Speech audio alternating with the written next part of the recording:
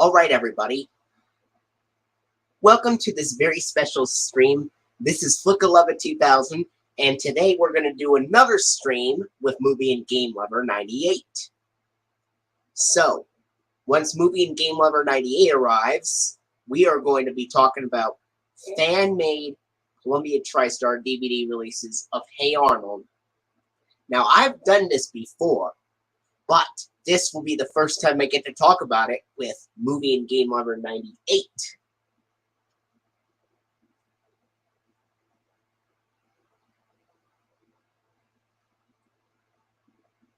And I sent the link to the stream in case anyone wants to join.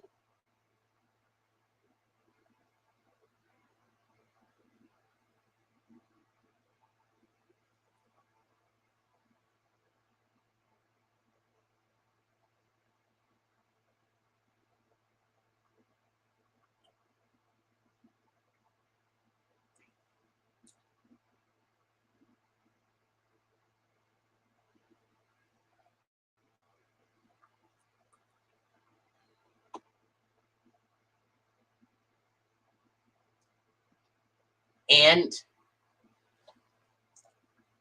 all set up, because when we get to the Hey Arnold DVD releases from 2000 to 2005, we are going to be talking about what bonus Dragon Tales episodes would be included on those releases. And as you know, Hey Arnold is a Nickelodeon show, and Paramount released them in reality, but I'm imagining what it would be like if Columbia TriStar released them instead of Paramount, and as a result, I'm also imagining what it would be like if PBS aired Hey Arnold instead of Nickelodeon. And if that was the case, if PBS aired it, then Columbia TriStar would release it.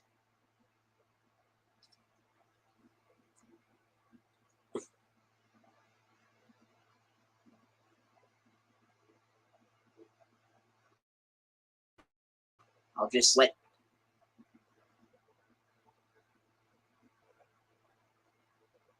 So,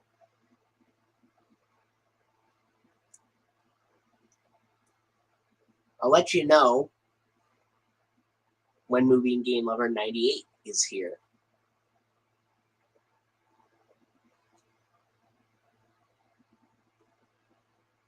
Meanwhile,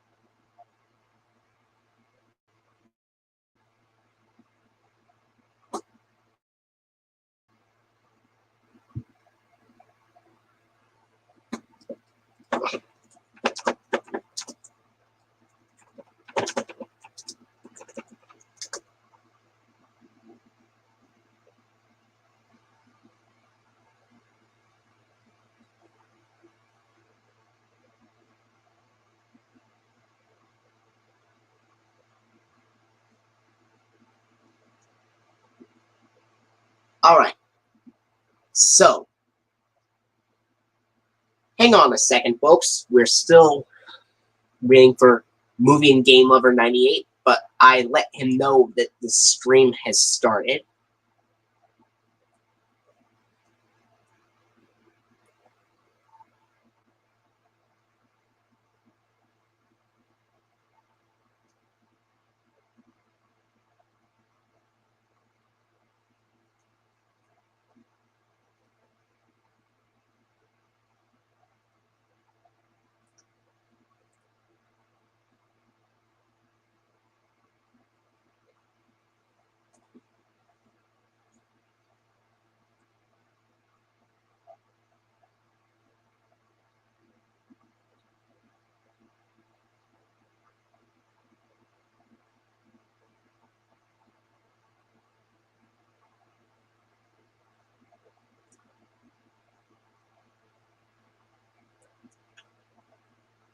And so without further ado,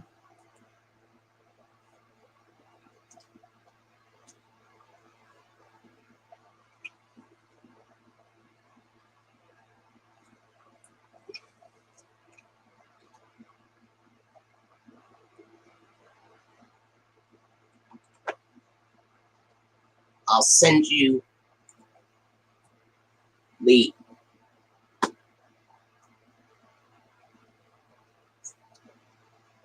link just in case.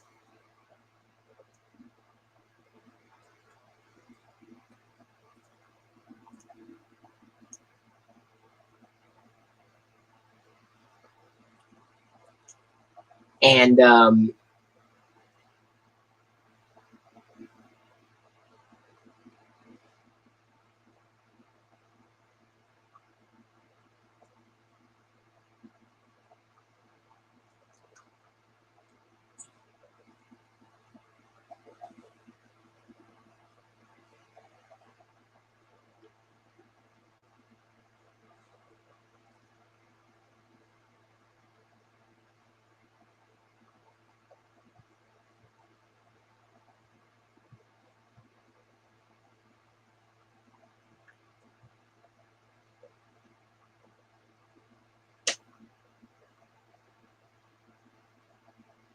so yeah.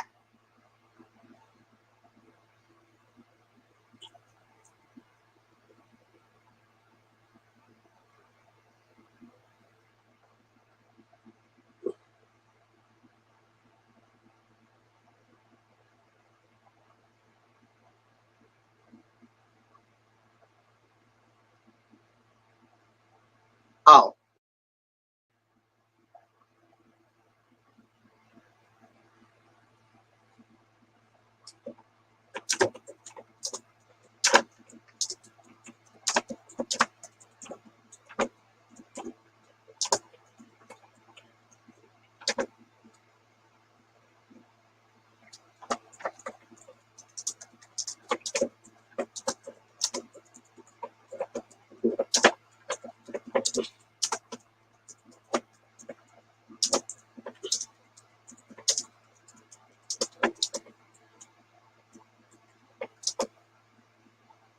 alright.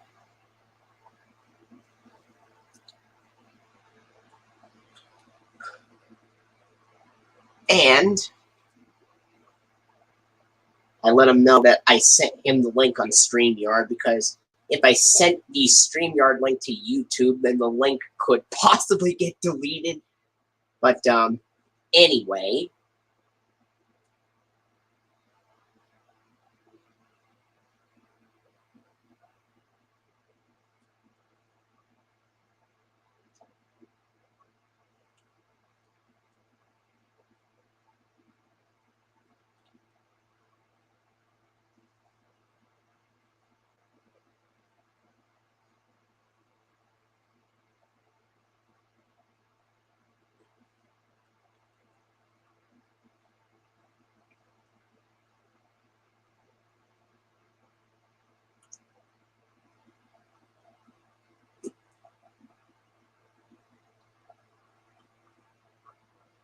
yeah.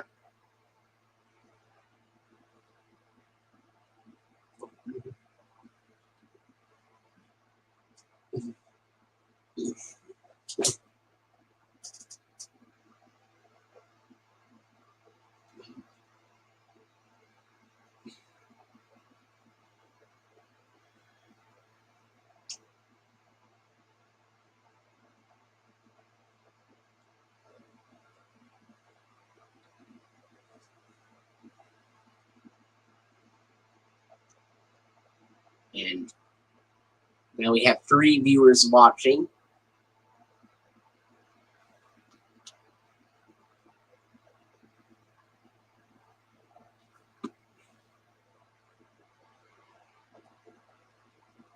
You know what? I'll send you the link one more time. So,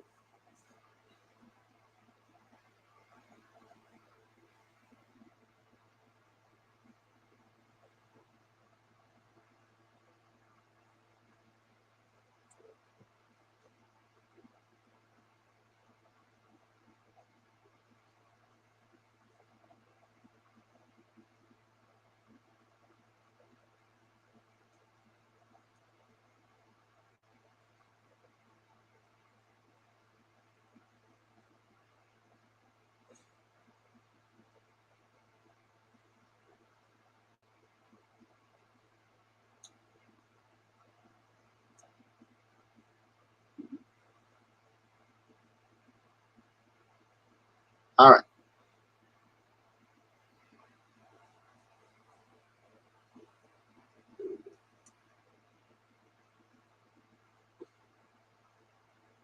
And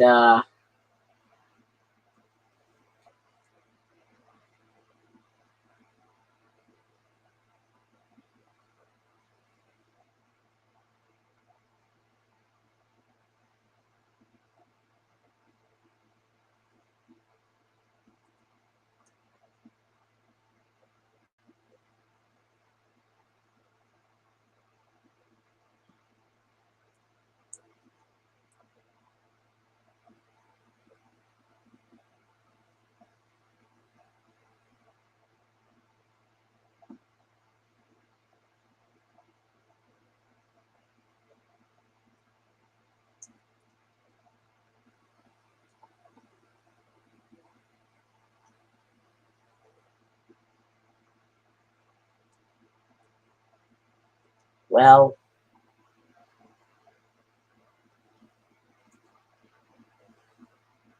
we'll get there eventually.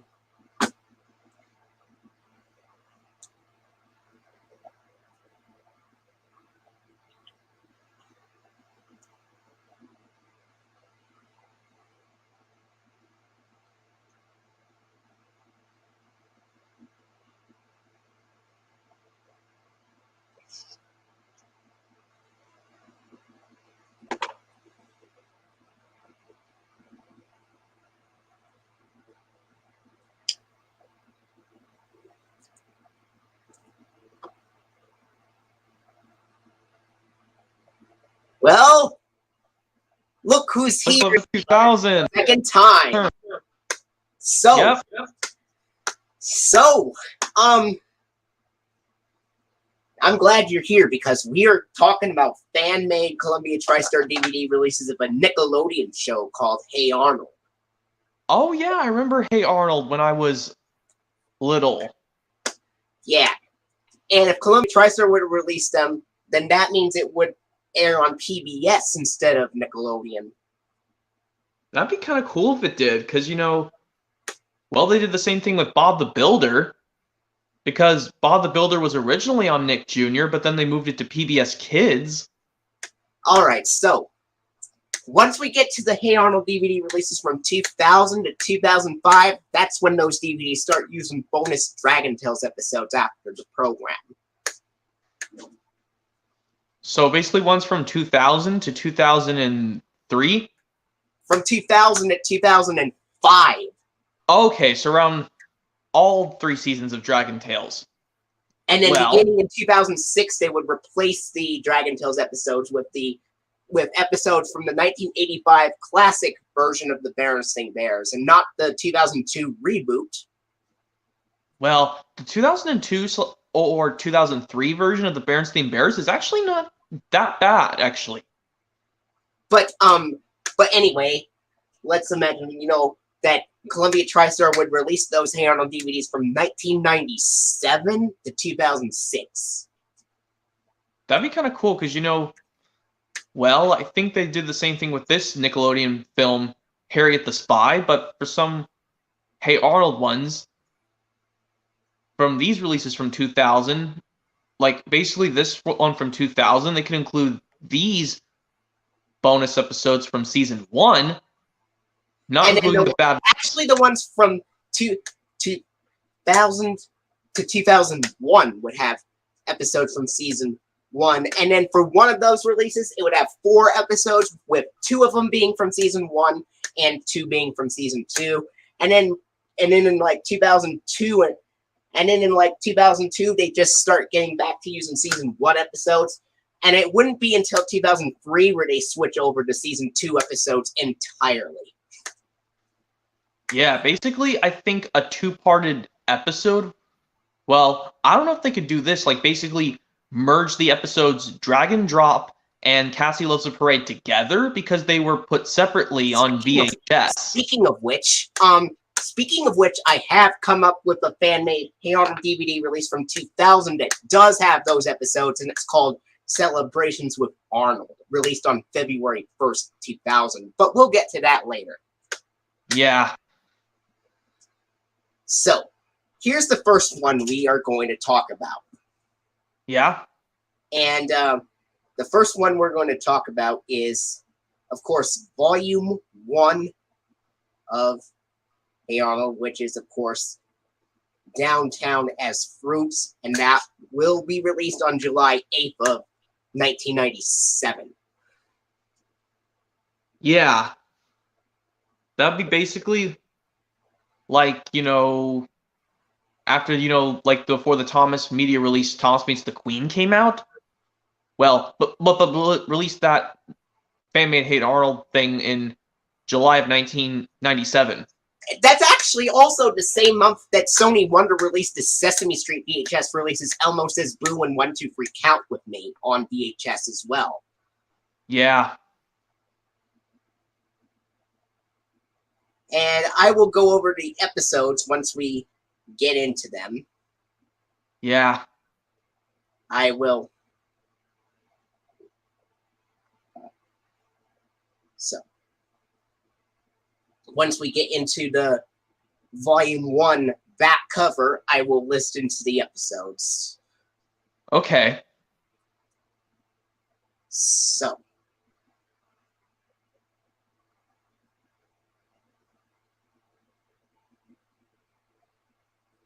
And, which character do you think is worst to cry in season 1, Ord or Cassie?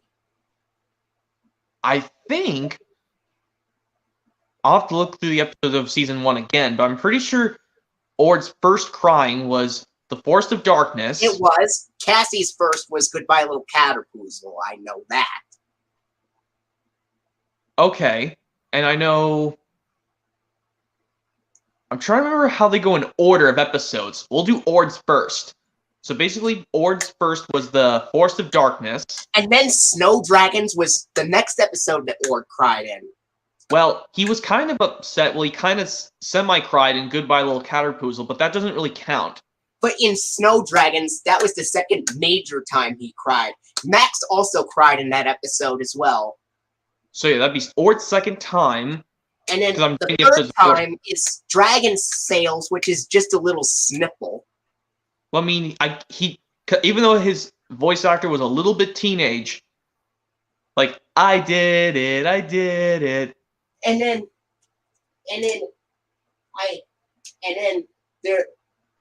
I believe the fourth time, he didn't cry for a while until the last episode of 1999, which is No Hitter. So that's 4 episodes of season 1, but they are all from 1999. So I'm trying to think of the ones. I believe the first episode of 2000 that Ord cried in was, I believe, it might have been A Wild Time. Yeah, I think I can do the impression. My statue's broken! Just like Zack and Weezy's xylophone! And I don't have enough scales to fix it! And then, obviously, the season 1 episode, Don't Bug Me, was the last season 1 episode to air. Yeah. And then like, as for Cassie, I could tell you the episodes Cassie cried in. Goodbye Little Caterpoozle was obviously the first. Then Emmy's Dream House was the second. Yeah, and she shrunk in that. And then A Smashing Success is the third episode with Cassie crying. Yeah. And then, of course, obviously, Bully for You.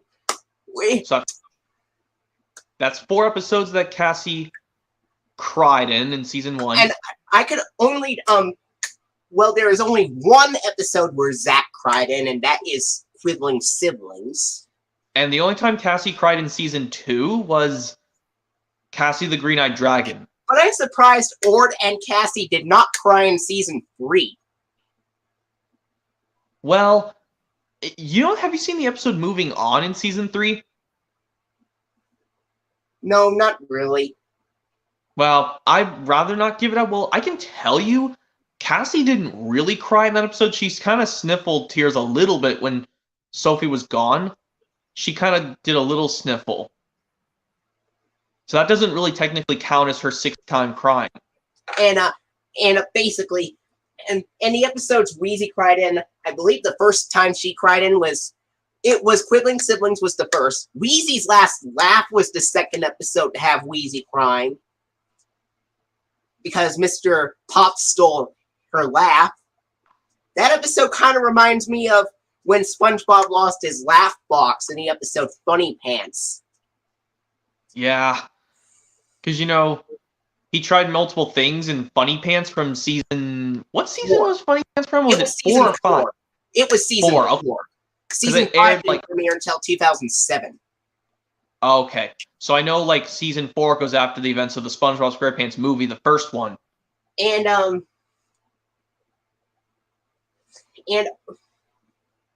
did you know season 4 was also the first season where Barry Anthony composed music for SpongeBob SquarePants in addition to Nicholas Carr? Yeah, I didn't notice that because, you know, that's kind of like, yes, how in seasons 8 through, I think it's 19 or 20 of Thompson Friends, that it was Robert Hartshorn and Ed Welch composing the music after Mike and Junior left after seasons 1 through 7 to do the music. All right. Anyway, so back to the back cover. We found the back cover. So the episodes for Downtown as Fruits would, of course, be Downtown as Fruits, Eugene's Bike, The Little Pink Book, Field Trip, Arnold's Hat, Stoop Kid, Helga's Makeover, and The Old Building. The Old Building. Which marks the appearance of Dino Spumoni. Interesting. And anyway, here's how it will open up. It'll have the it'll have the DVD See the Future promo, of course. It's like it has the announcer saying, "Reach for the stars and discover a whole new world of home entertainment." Yeah. That'd be kind of interesting. And then after that, it would have the Columbia TriStar home video logo, which is the 1996 Take Hollywood Home version. Yeah. And then the FBI warning, which is the VHS and Laserdisc version, obviously, as the DVD version wasn't used until September 1997, and this would be released in July. Yeah. I think it would be before, they switched the logo, basically. And then the red warning and attention screens, obviously. Yeah. Which are a bit different. Yeah. Hold on 1 second. I'm just gonna get something real quick. Okay. I'll just look at my stuff or see if I can show you something cool while you're... Got it.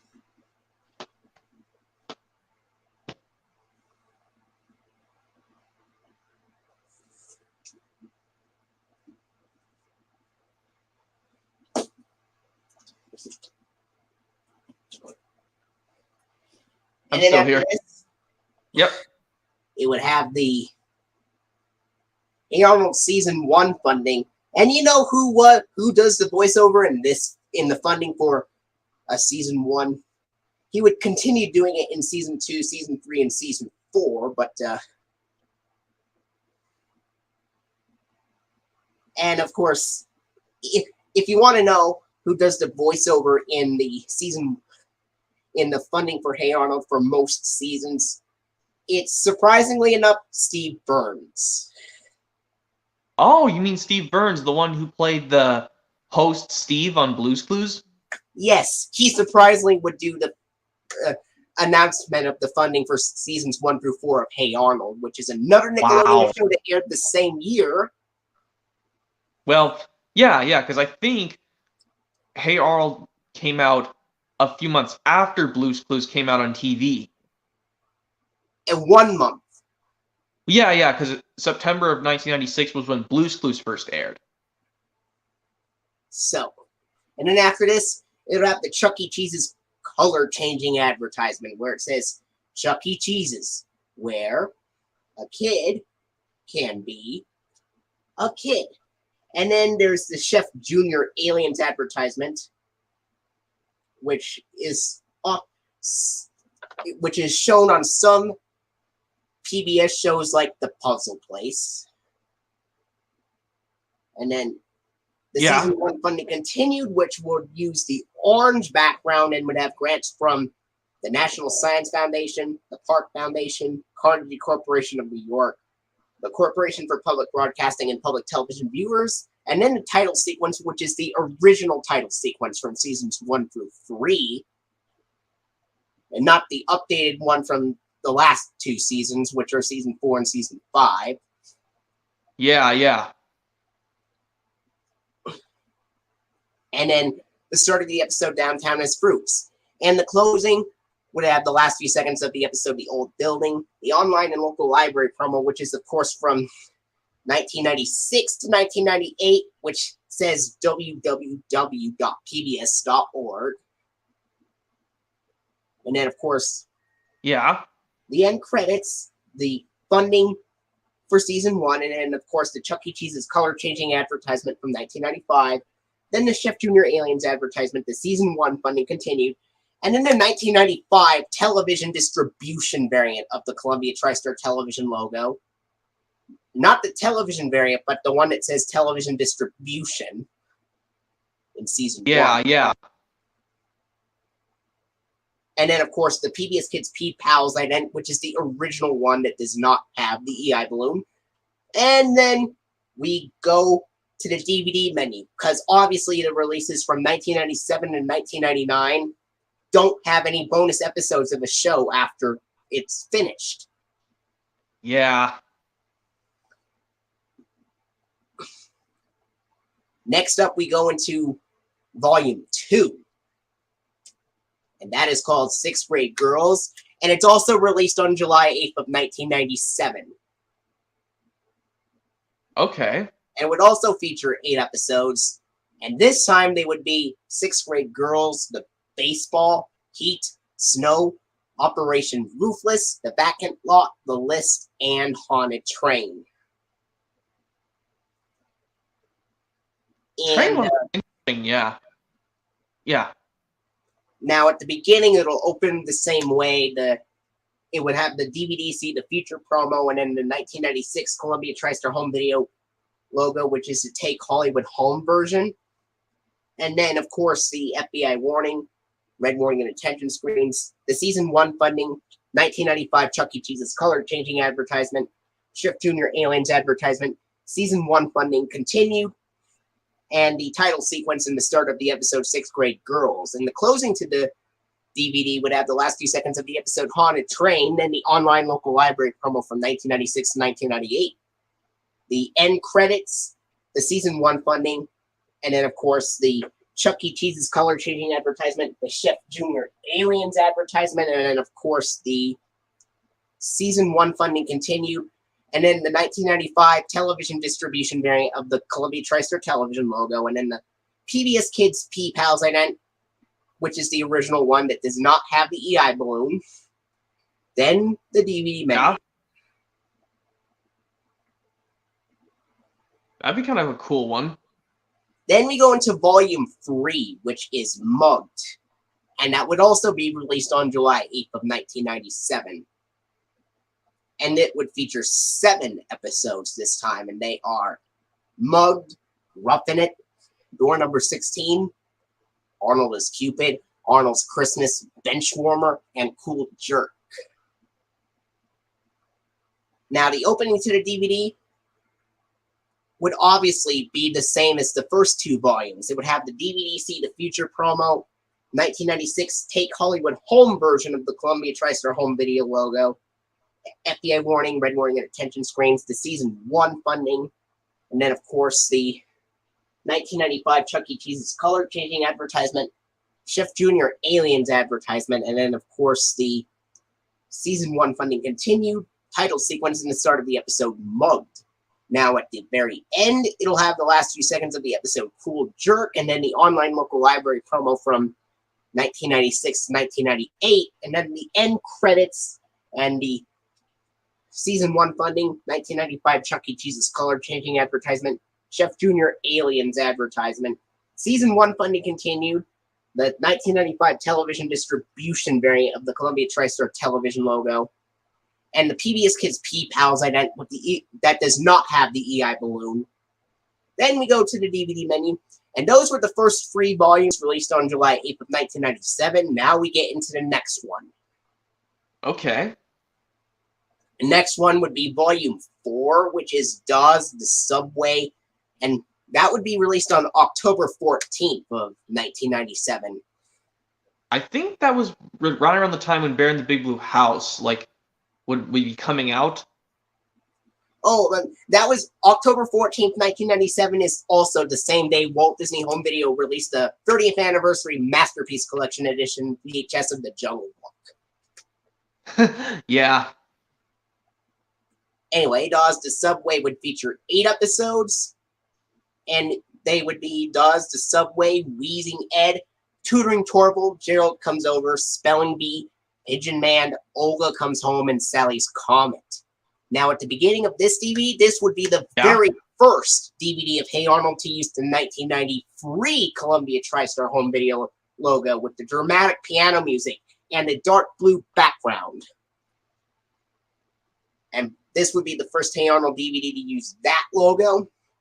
Yeah. And then it would have the DVD versions of the FBI warning and red warning and attention screens, as this was released, as they were first used in September, and this DVD was released in October. And then after that, we go into the DVD menu and then the Season 1 funding.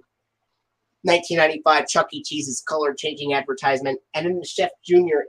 Aliens advertisement, and then the Season 1 funding continued, title sequence, and the start of the episode, Dawes the Subway.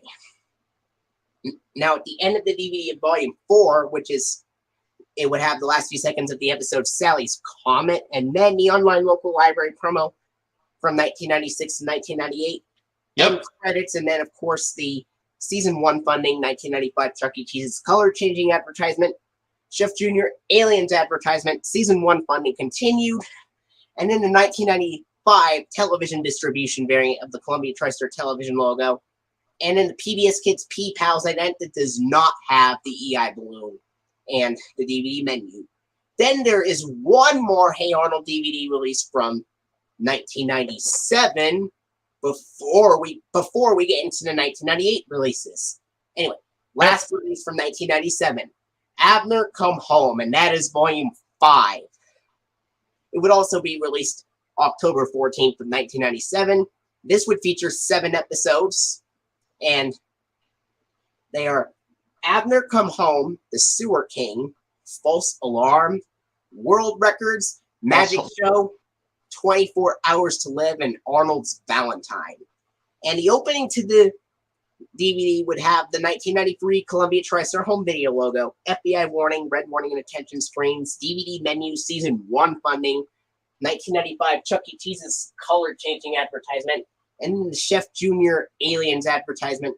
Season 1 funding continued, and then, of course, the title sequence and the start of the episode, Abner Come Home. And the closing to the DVD would have the last few seconds of the episode, Arnold's Valentine, and then, of course, the online local library promo, 1996 to 1998, and then, of course, end credits, Season 1 funding, 1995 Chuck E. Cheese's color-changing advertisement, Chef Jr. Chef Jr. Aliens advertisement, and then the Season 1 funding continued. The 1995 television distribution variant of the Columbia TriStar television logo, and the 1993 PBS Kids Pals Ident that does not have the EI balloon and the DVD menu. Those were all the 1997 releases. Now we're going to get into the 1998 releases, which, just like the 1997 releases, there are 5 1998 releases as well. Okay. So, the first one from 1998 would be called Save the Tree, and that would be released on April 14th of 1998. Yeah, less than 2 months before I was even born. And April 14th of 1998 is also the same day as Sony Wonder released Elmo Palooza on VHS and DVD. Yeah, Sesame Street was getting early on with their DVDs in the 90s. Well, yeah. About that first one you said about the fan-made Hey Arnold thing. So, now the episodes for the DVD of Save the Tree would be Save the Tree, New Teacher, Helga's Love Potion, Gerald's Secret, The Big Scoop, Carol's Kitty, Longest Monday, and Eugene's Pet.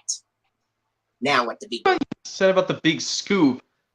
I think that kind of reminds me. Isn't that confusing with the Fairly Odd Parents episode from season, whatever season it was? Yeah. Or was it? Oh, okay. I know what you're saying. And at the beginning of the DVD of Save the Tree, it would have the 1993 Columbia TriStar home video logo, and then the FBI warning, red warning, and attention screens, DVD menu, and then the season 2 funding, which is basically the same as the season 1 funding. But the only way you could tell that the funding's from season 2 is that there are a bit different advertisements this time. Yeah, very different. This time it would have the Chuck E. Cheese's chalkboard advertisement from 1996, and then the Chef Jr. Dinosaur Pasta advertisement. Yeah. And then the later half of the season 2 funding would basically be the same as the one from season 1. And then, of course... Yeah. And then, of course, the title sequence and the start of the episode, Save the Tree.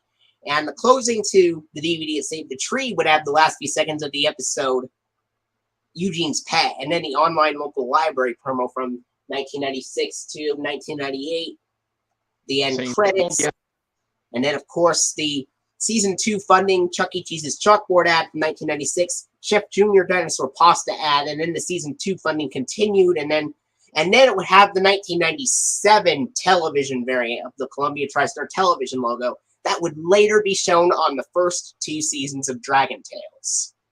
Yeah, that's what they did, yeah. And then it would have the Pbs Kids Pals ident. This time it has the 1997 Pals ident that does have the EI balloon this time. And then of course the DVD menu.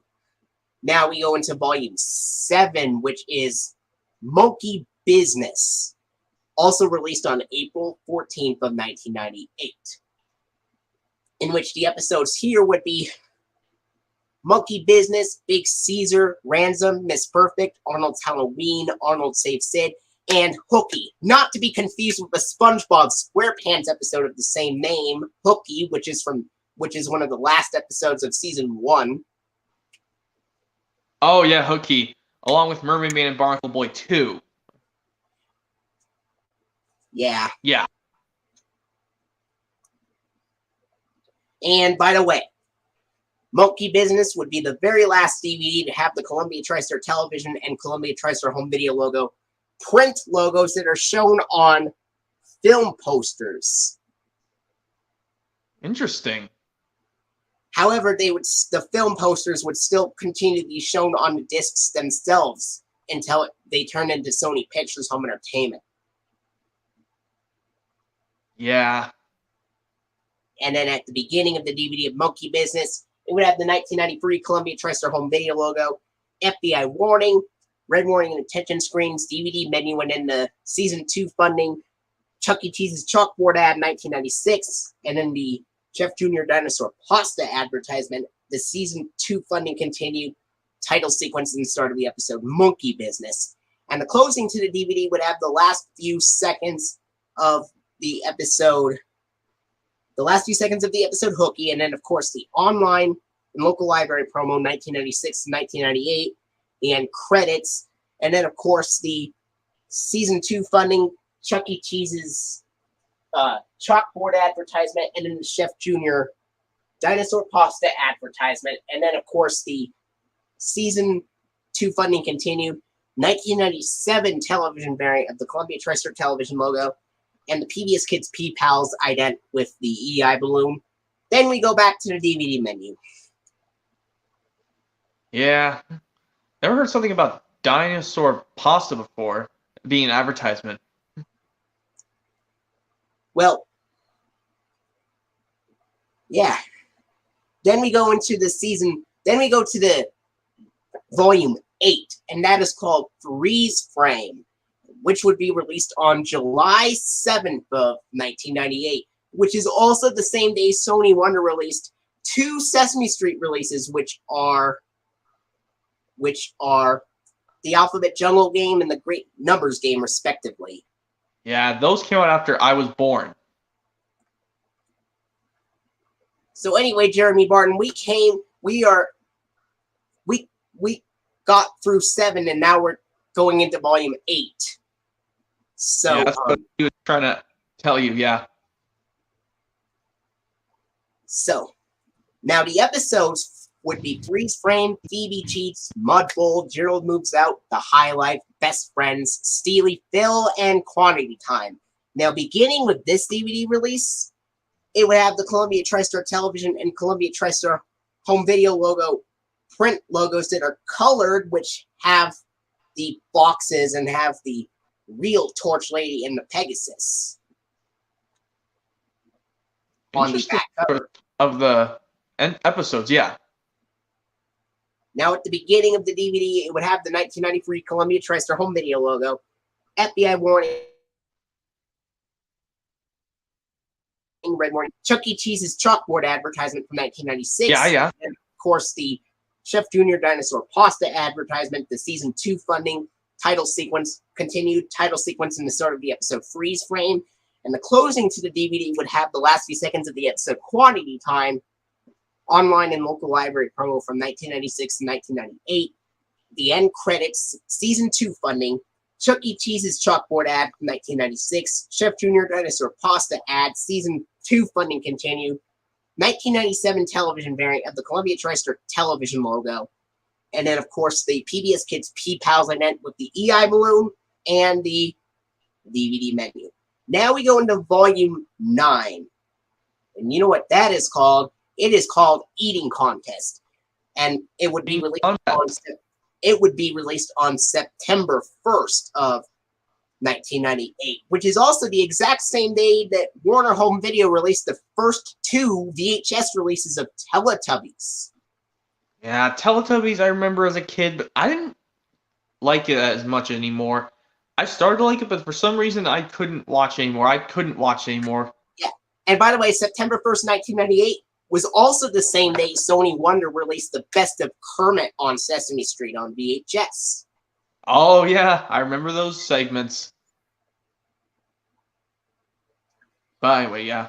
Anyway, it would feature 8 episodes, and they are Eating Contest, Rhonda's Glasses, Helga's Boyfriend, Crush on Teacher, Hall Monitor, not to be confused with the SpongeBob SquarePants episode from Season 1 of the same name. Yeah, Hall Monitor is along with Jellyfish Jam in Season 1 of SpongeBob. And Hall Monitor, Patrick cries in the episode Hall Monitor. Yeah, he says, I'm a bad person. No. And what were your thoughts on when Squidward said, "Don't leave me here," from the end of the episode Opposite Day? So funny. I watched Opposite Day a long time ago. All right. Hall Monitor, Harold's Bar Mitzvah, Coach Wittenberg, and Four-Eyed Jack. Four-Eyed Jack. Episodes on the DVD. Interesting. And at the beginning of the DVD of Eating Contest, it would have the 1993 Columbia TriStar Home Video logo, FBI warning, red warning and attention screens, DVD menu, Season 2 funding, 1996, Chuck E. Cheese's chalkboard advertisement, and the Chef Jr. Dinosaur Pasta advertisement, Season 2 funding continued, the title sequence and the start of the episode Eating Contest, and the closing to the DVD would have the last few seconds of the episode Four-Eyed Jack, and then the online local library promo from 1996 and 1998, the end credits, and then, of course, the Season 2 funding, and then, of course, the Chuck E. Cheese's chalkboard ad from 1996, Chef Jr. Dinosaur Pasta ad, Season 2 funding continued, 1997 television variant of the Columbia TriStar television logo, and then the 1997 PBS Kids Pbs Ident with the EI balloon and the DVD menu. And there is one more DVD release from 1998 that is left. Yeah. Yeah. And that is called Eugene Goes Bad, with the release date being November 10th of 1998. And that is exactly 6 days before PBS premiered the 30th season of Sesame Street, containing the debut of Elmo's World. Yeah. Because, I think they started to do Elmo's World eventually, and Because yeah, there's a VHS you can get called Sing and Play of Elmo and Grouchland. And that actually has the very first episode of Elmo's World on there, which is Balls. Yeah. And then, but the first official VHS release of Elmo's World would be Dancing, Music, and Books, released in 2000. Yeah. So anyway, now the episodes would be Eugene Goes Bad, What's Opera Arnold, Tour de Pond, Teachers Strike, Part-Time Friends, Bio Square, Runaway Float, and Partners. And at the beginning of the DVD of Eugene Goes Bad, it would have the 1993 Columbia TriStar home video logo, but then it would have the DVD menu come before the FBI warning and the red warning and attention screens. That's odd. Usually the menu comes after every single one of those closing things. Well, but beginning with this release in November 1998, they always show the DVD menu before then. Yeah. And then after that, after the FBI warning and red warning attention screens is, of course, the Season 2 funding. And then the Chuck E. Cheese's chalkboard advertisement from 1996, Chef Jr. Dinosaur Pasta advertisement, Season 2 funding continued, title sequence, and the start of the episode Eugene Goes Bad. And the closing to the DVD would have the last few seconds of the episode Partners, and then the online and local library promo from 1996 and 1998, which makes its very last appearance on this DVD. Yeah. Eventually goes away after that. And then it would have the end credits, and then, of course, the Season 2 funding and the Chuck E. Cheese's chalkboard advertisement from 1996.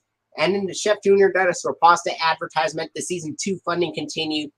And then the 1997 television variant of the Columbia TriStar television logo. And then the PBS Kids Pbs Ident with the EI balloon in it, and, of course, the DVD menu. Now we're going to go into the 1999 releases, in which the last DVD release of 1999 will be a very interesting one. But we have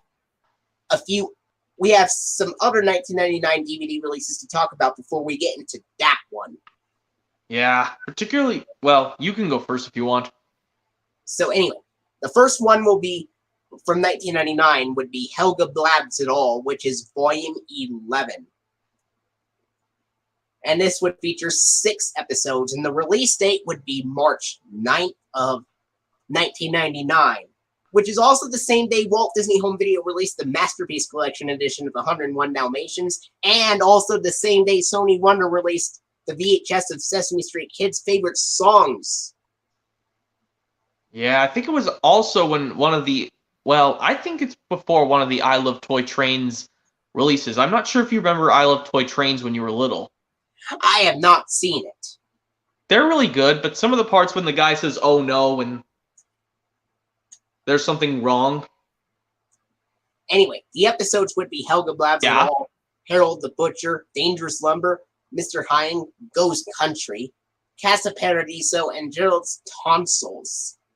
Now, at the beginning of this DVD, it would have the Columbia TriStar Home Video logo from 1993, and then the DVD menu, FBI warning, red warning, and attention screens. Then it would have the Season 3 funding. Now, this would have a blue background in the Season 3 funding compared to the ones for the first 2 seasons, which had it orange. Yeah. And then, of course, it would have the Libby's Juicy Juice ad, which is the one from 1997 to 2000 that is also shown on later airings of Season 1 of Arthur, along with Seasons 2 to 4 of Arthur as well. And it has the announcer saying, "This program is made possible in part by a grant from Libby's Juicy Juice." Oh, it's almost like you see the Dragon Tales, the Corporation for Public Broadcasting grant that's used in Season 1 of Dragon Tales, but it's just said differently for this fan-made thing.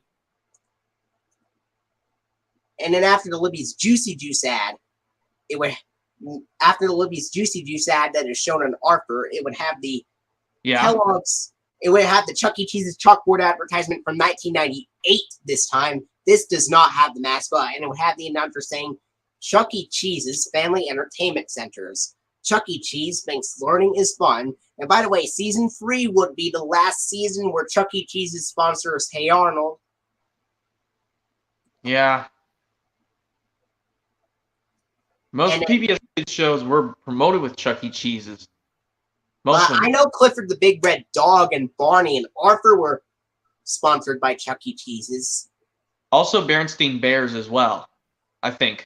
And Berenstain Bears was probably the only show that Chuck E. Cheese is sponsored to be released by Columbia TriStar. The other shows that Chuck E. Cheese is sponsored were not. Yeah. Anyway, after the 1998 Chuck E. Cheese's chalkboard advertisement, that is also shown on season 5 of Barney and Friends, by the way. Yep. It would have the season 3 funding continued, which has the same grants as the seasons 1 to 2 funding, except it's all on a blue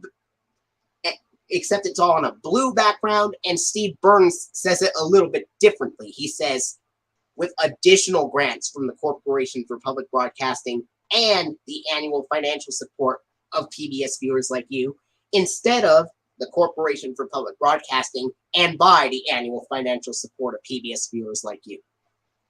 Kind of reminds me of, like, you know, if, like, I remember seeing the Shinetime Station thing, like, back when Shinetime Station first premiered on PBS. Well, before I was born, I saw videos of it on YouTube saying funding for this program was funded in part by the grant from the Corporation for Public Broadcasting and by the financial support of viewers like you, and then it just cuts to the intro of Shinetime Station.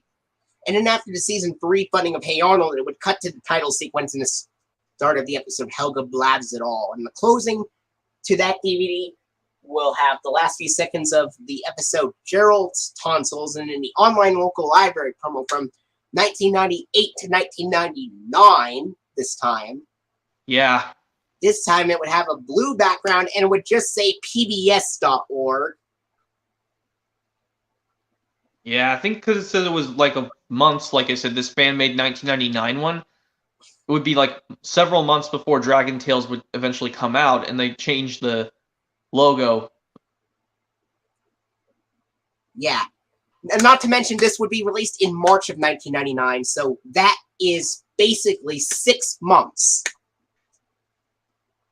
Yeah, and also I think around the time one of the seasons of Sesame Street 2. I think you said season 30. Season 30 premiered from November 1998 until May of 1999, and then season 31 began in early 2000. Okay, so I think they just took a break in summer of 1999 when season 30 was done. Yeah. Well, anyway, yeah. You So said about anyway, the other... Yeah, go on. I heard that season 37 was the last good season of Sesame Street. Because it basically had a format. It basically showed a street scene, and then it had a couple of clips, and it had Cookie Monster's Letter of the Day segment, and then of course it had other clips, and it would have the Number of the Day segment introduced by the cow, and then some more clips before we get into the Elmo's World segment. Yeah, I think I like the ones with Count Von Count counting on his piano, saying what's the number of the day. Counting on his organ. An organ is a bit different than a piano. Oh, okay, it's an organ. Okay, I thought it was like it was almost like a piano, but just has those little pipe things. So it's an organ. So now the closing to the DVD would have the last few seconds of Gerald's Tonsils, and then the online local library promo 1998 to 1999. End credits, season 3 funding, Libby's Juicy Juice ad, Libby's Juicy Juice ad, Chuck E. Cheese's chalkboard ad, and then of course the season 3 funding. Season 3 funding continued, 1997 Columbia TriStar television logo, and then the PBS Kids Pals ident with the EI balloon, and then the DVD menu. Yeah.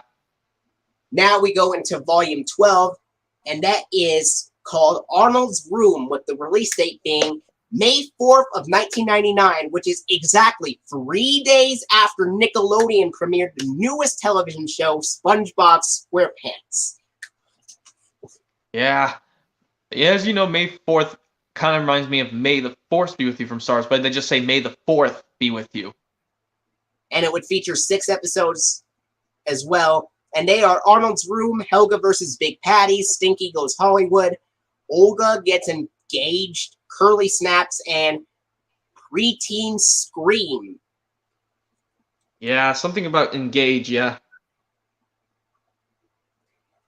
And then, of course, at the beginning, it would have 1993 Columbia TriStar home video logo, DVD menu, FBI warning, red warning, and attention screens, the season 3 funding, and then, of course, the Libby's Juicy Juice ad, and then, of course, the Chuck E. Cheese's chalkboard ad from 1998, and then, of course, the season 3 funding continued, title sequence and the start of the episode Arnold's Room. And the closing to that DVD would have the last few seconds of the episode Preteen Scream, and then the online and local library promo from 1998 to 1999. Then the end credits, and then, of course, the season 3 funding, Libby's Juicy Juice ad, 1998 Chuck E. Cheese's chalkboard ad. Season 3 funding continued, and then the 1997 television variant of the Columbia TriStar television logo, and then the 1997 Pbs Kids Ident with the EI balloon, and then the DVD menu. We have 4 more DVD releases from 1999 to cover. Okay. I'm sticking with this. Actually, we have 5 more left, because there are 6 in total, and now... Well, okay. Alright, so... Yeah, let's keep going. Next, we go into the DVD release of Grandpa's Birthday, which would be released That's cool. on July 13th of 1999. And you know what that day marked? July 13th of 1999. Well, not only does it say, yes, it came out a month after I turned 1 year old in that year, basically. Well, it was the same day the Walt Disney Masterpiece Collection line concluded with the re-releases of Alice in Wonderland and Robin Hood. Oh, yeah, that's right, because I remember seeing they were previews on the 1999 VHS of A Bug's Life. And the Adventures of Ichabod and Mr. Toad as well. Oh, okay. Well, yeah. Well, the Adventures of Ichabod and Mr. Toad contained a preview for those releases, in addition to A Bug's Life. Oh, okay. So they were all released at the same time. So, actually, A Bug's Life was released in April of 1999, and The Adventures of Ichabod and Mr. Toad came out in May of 1999. So that signals that these releases would be coming out later in July. Okay. So anyway, Grandpa's Birthday. This would feature 6 episodes, and they are Grandpa's Birthday, Road Trip, Sid's Revenge, Roller Coaster, The Aptitude Test, and Oscar Gets a Job. Did you say, like, Road Trip, not to be confused with the Dragon Tales episode from season 1? I don't think there's an episode of Dragon Tales called Road Trip at all. Oh, I thought you said Road Trick. Or you said Road Trip, as in, like... I said Road Trip. Okay, I thought you said Road Trick. Okay, it's Road Trip. By the way, yeah. Anyway, Road Trip, Sid's Revenge, Roller Coaster, The Aptitude Test, and Oscar Gets a Job. Now, anyway. Interesting.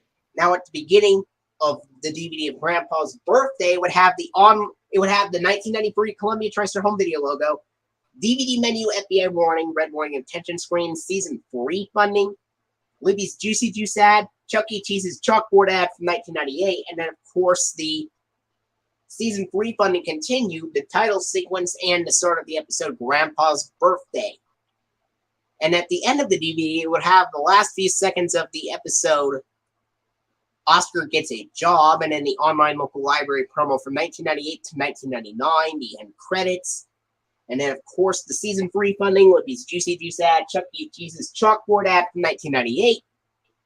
And then, of course, the season 3 funding continued. The 1997 television variant of the Columbia TriStar television logo, and then the Pbs Kids Ident with the EI balloon, and then the DVD menu. Alright, so now we have 4 more releases left. Now we go into the DVD release of Arnold Betrays Iggy, which would be released on August 3rd of 1999. Yeah, that would be a long while before we get another Thomas release on VHS, because I think, like you said, the Fanmade one, that would be a week before the Thomas release. Races, Rescues, and Runaways came out on VHS. Alright. Arnold Betrays Ziggy, released August 3rd, 1999, which is also the same day Walt Disney Home Video released Madeline Lost in Paris. Yeah, I think that was also about after they released the Brave Old Toaster to the Rescue on VHS. And yeah, believe it or not, Madeline Lost in Paris was one of the Disney releases that had Andrea Libman in it, I believe. Yep. I think it was, yeah. Well, yeah. Anyway, it features 6 episodes, and they are Arnold Betrays Iggy, Helga and the Nanny, Career Day, Hey Harold, Best Man, and Cool Party.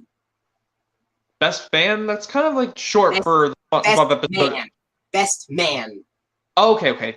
I mean Best Man. My bad. Anyway, now at the beginning of the DVD of Arnold Betrays Ziggy, it would have the 1993 Columbia TriStar home video logo, DVD menu, FBI warning, red warning, and attention screens, and then of course the season 3 funding, Libby's Juicy Juice ad, 1998 Chuck E. Cheese's chalkboard ad, season 3 funding continued, title sequence in the start of the episode, Arnold Betrays Iggy. Yeah, At the end of the DVD, it would have the last few seconds of the episode, Cool Party, then the online and local library promo from 1998 to 1999, the end credits, season 3 funding, Libby's Juicy Juice ad, 1998 Chuck E. Cheese's chalkboard ad, and then of course the season 3 funding continued, and then of course the television variant of the Columbia TriStar television logo, and then PBS Kids Pbs Ident with the EI balloon, and then the DVD menu. Yep. Then we go into the DVD releases, the DVD release of Arnold and Lila, which would be released on August 17th of 1999. That was a week after that Thomas release I mentioned to you. And it was also the same day Anchor Bay Entertainment released these 2 Baby Songs VHS releases. Yeah, Anchor Bay. Who remembers Anchor Bay when they used to release Thomas on VHS? Anchor Bay also released those Baby Songs releases from 1999 to 2001.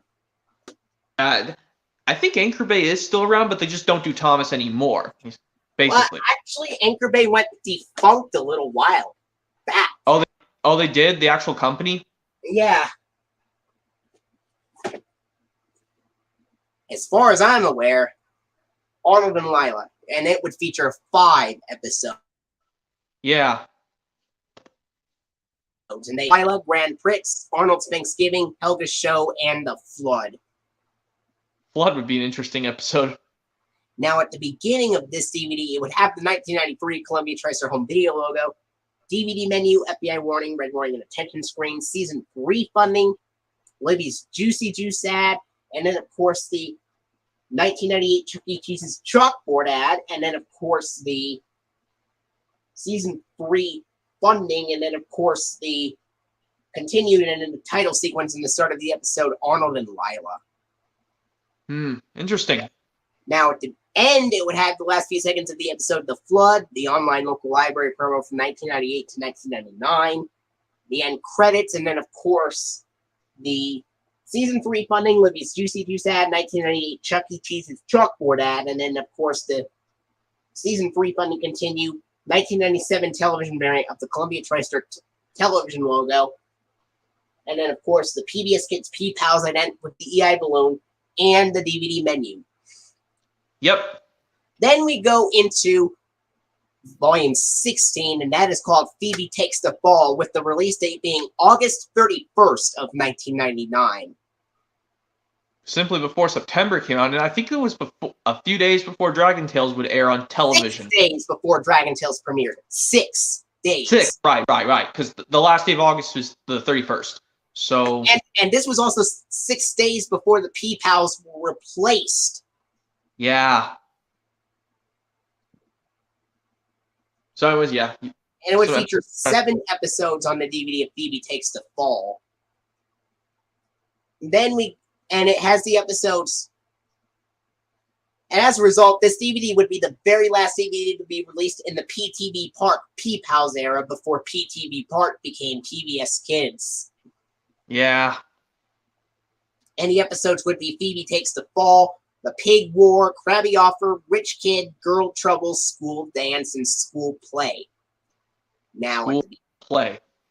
And now at the beginning of this DVD of Phoebe Takes the Fall, it would have the 1993 Columbia TriStar Home Video logo.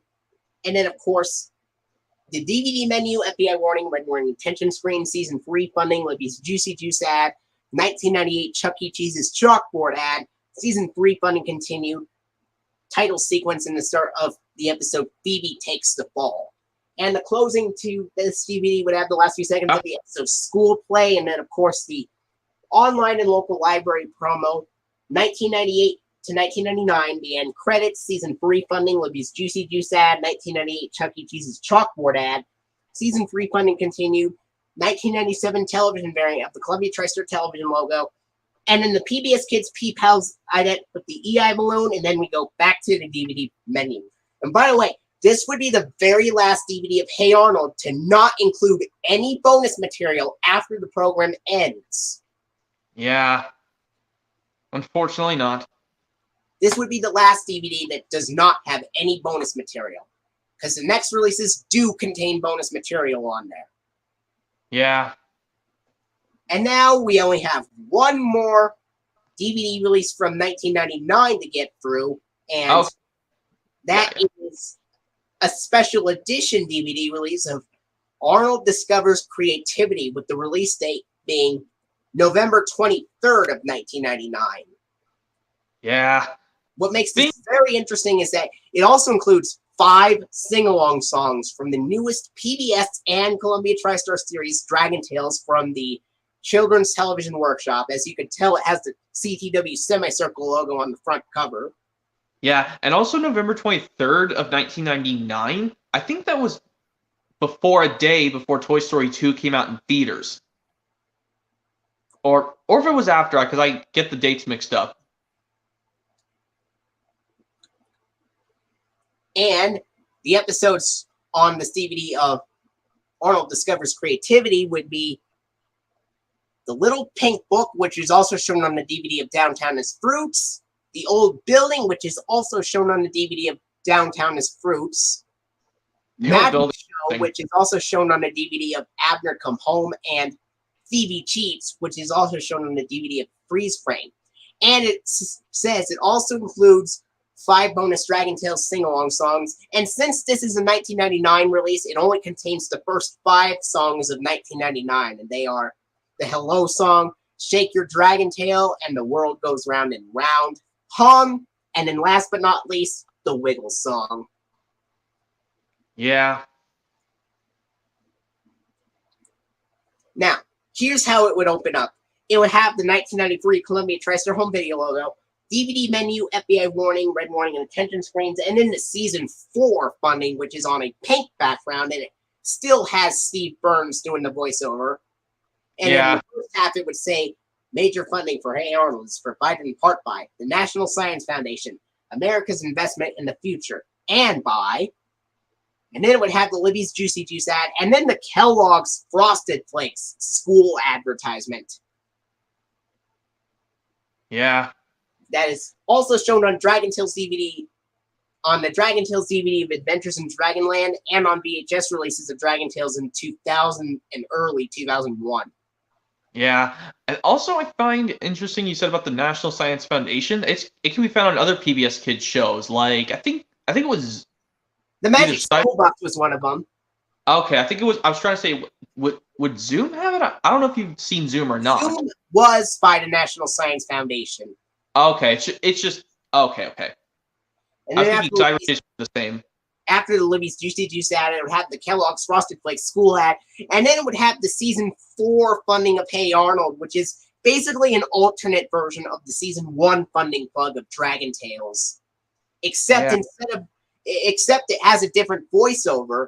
It has Steve Burns saying, "Hey Arnold is funded in part by a grant from the Corporation for Public Broadcasting through funds from the U.S. Department of Education." Yeah. It says Hey Arnold instead of Dragon Tales in this version of the funding. Yeah. And then it would have the updated title sequence from seasons 4 to 5 with the theme song remixed. Yeah.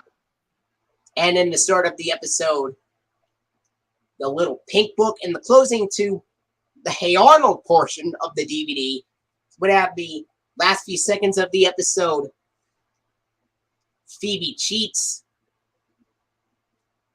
Oh yeah, there are 5 episodes on there, and they are, Spelling Bee comes after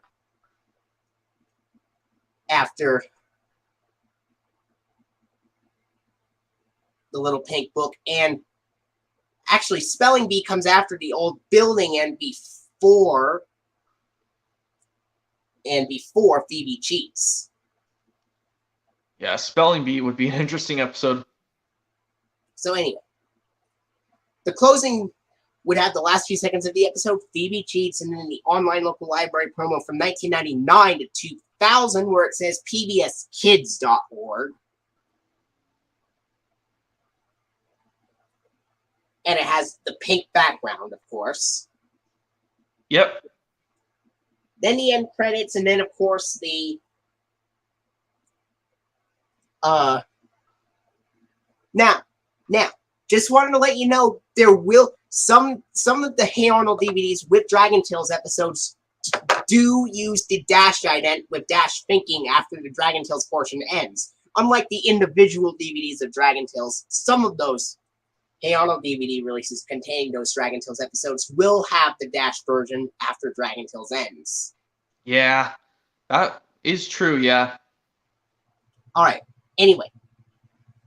Now the closing to the Hey Arnold portion would have the last few seconds of the episode, Phoebe Cheats, online local library promo from 1999 to 2000, end credits, season 4 funding, Libby's Juicy Juice ad, Kellogg's Frosted Flakes, school ad, and then of course the season 4 funding continue, 1997 television variant of the Columbia TriStar television logo, and then the 1999 Pbs Kids Ident, which has Dot the girl running up to the screen. Yeah. And then it would have it would go into the Kellogg's Rice Krispies Bird's Nest advertisement, and then the season 1 funding of Dragon Tales, and then the Dragon Tales theme, and then the Dragon Toons intro comes after the Dragon Tales theme, as there are songs and not episodes on here, and the start of the song, the Hello Song. Now the closing to the DVD would have the last few seconds of the episode, the Wiggle song, and then the Dragon Toons outro, and then the season 1 online bumper for Dragon Tales, where Ord says, "To learn more about Dragon Tales, visit us at pbskids.org. And then after that, it would have the end credits, which play a bit slower, and they cut out the cast members in the credits due to songs being only shown, and as a result, the credits play a bit slower than usual. And then when the verse of Let's All Go to Dragonland comes, they go back to the normal speed. And then it would have the 1997 Children's Television Workshop semicircle logo with the word "Play It Smart" at the bottom, just like on the DVD of Adventures in Dragonland. There will be a lot of Hey Arnold DVD releases that would use the CTW logo after the Dragon Tales portion, because there will be a lot of 2000 DVD releases. There will be a couple of 2001 releases that also have it as well. Yeah.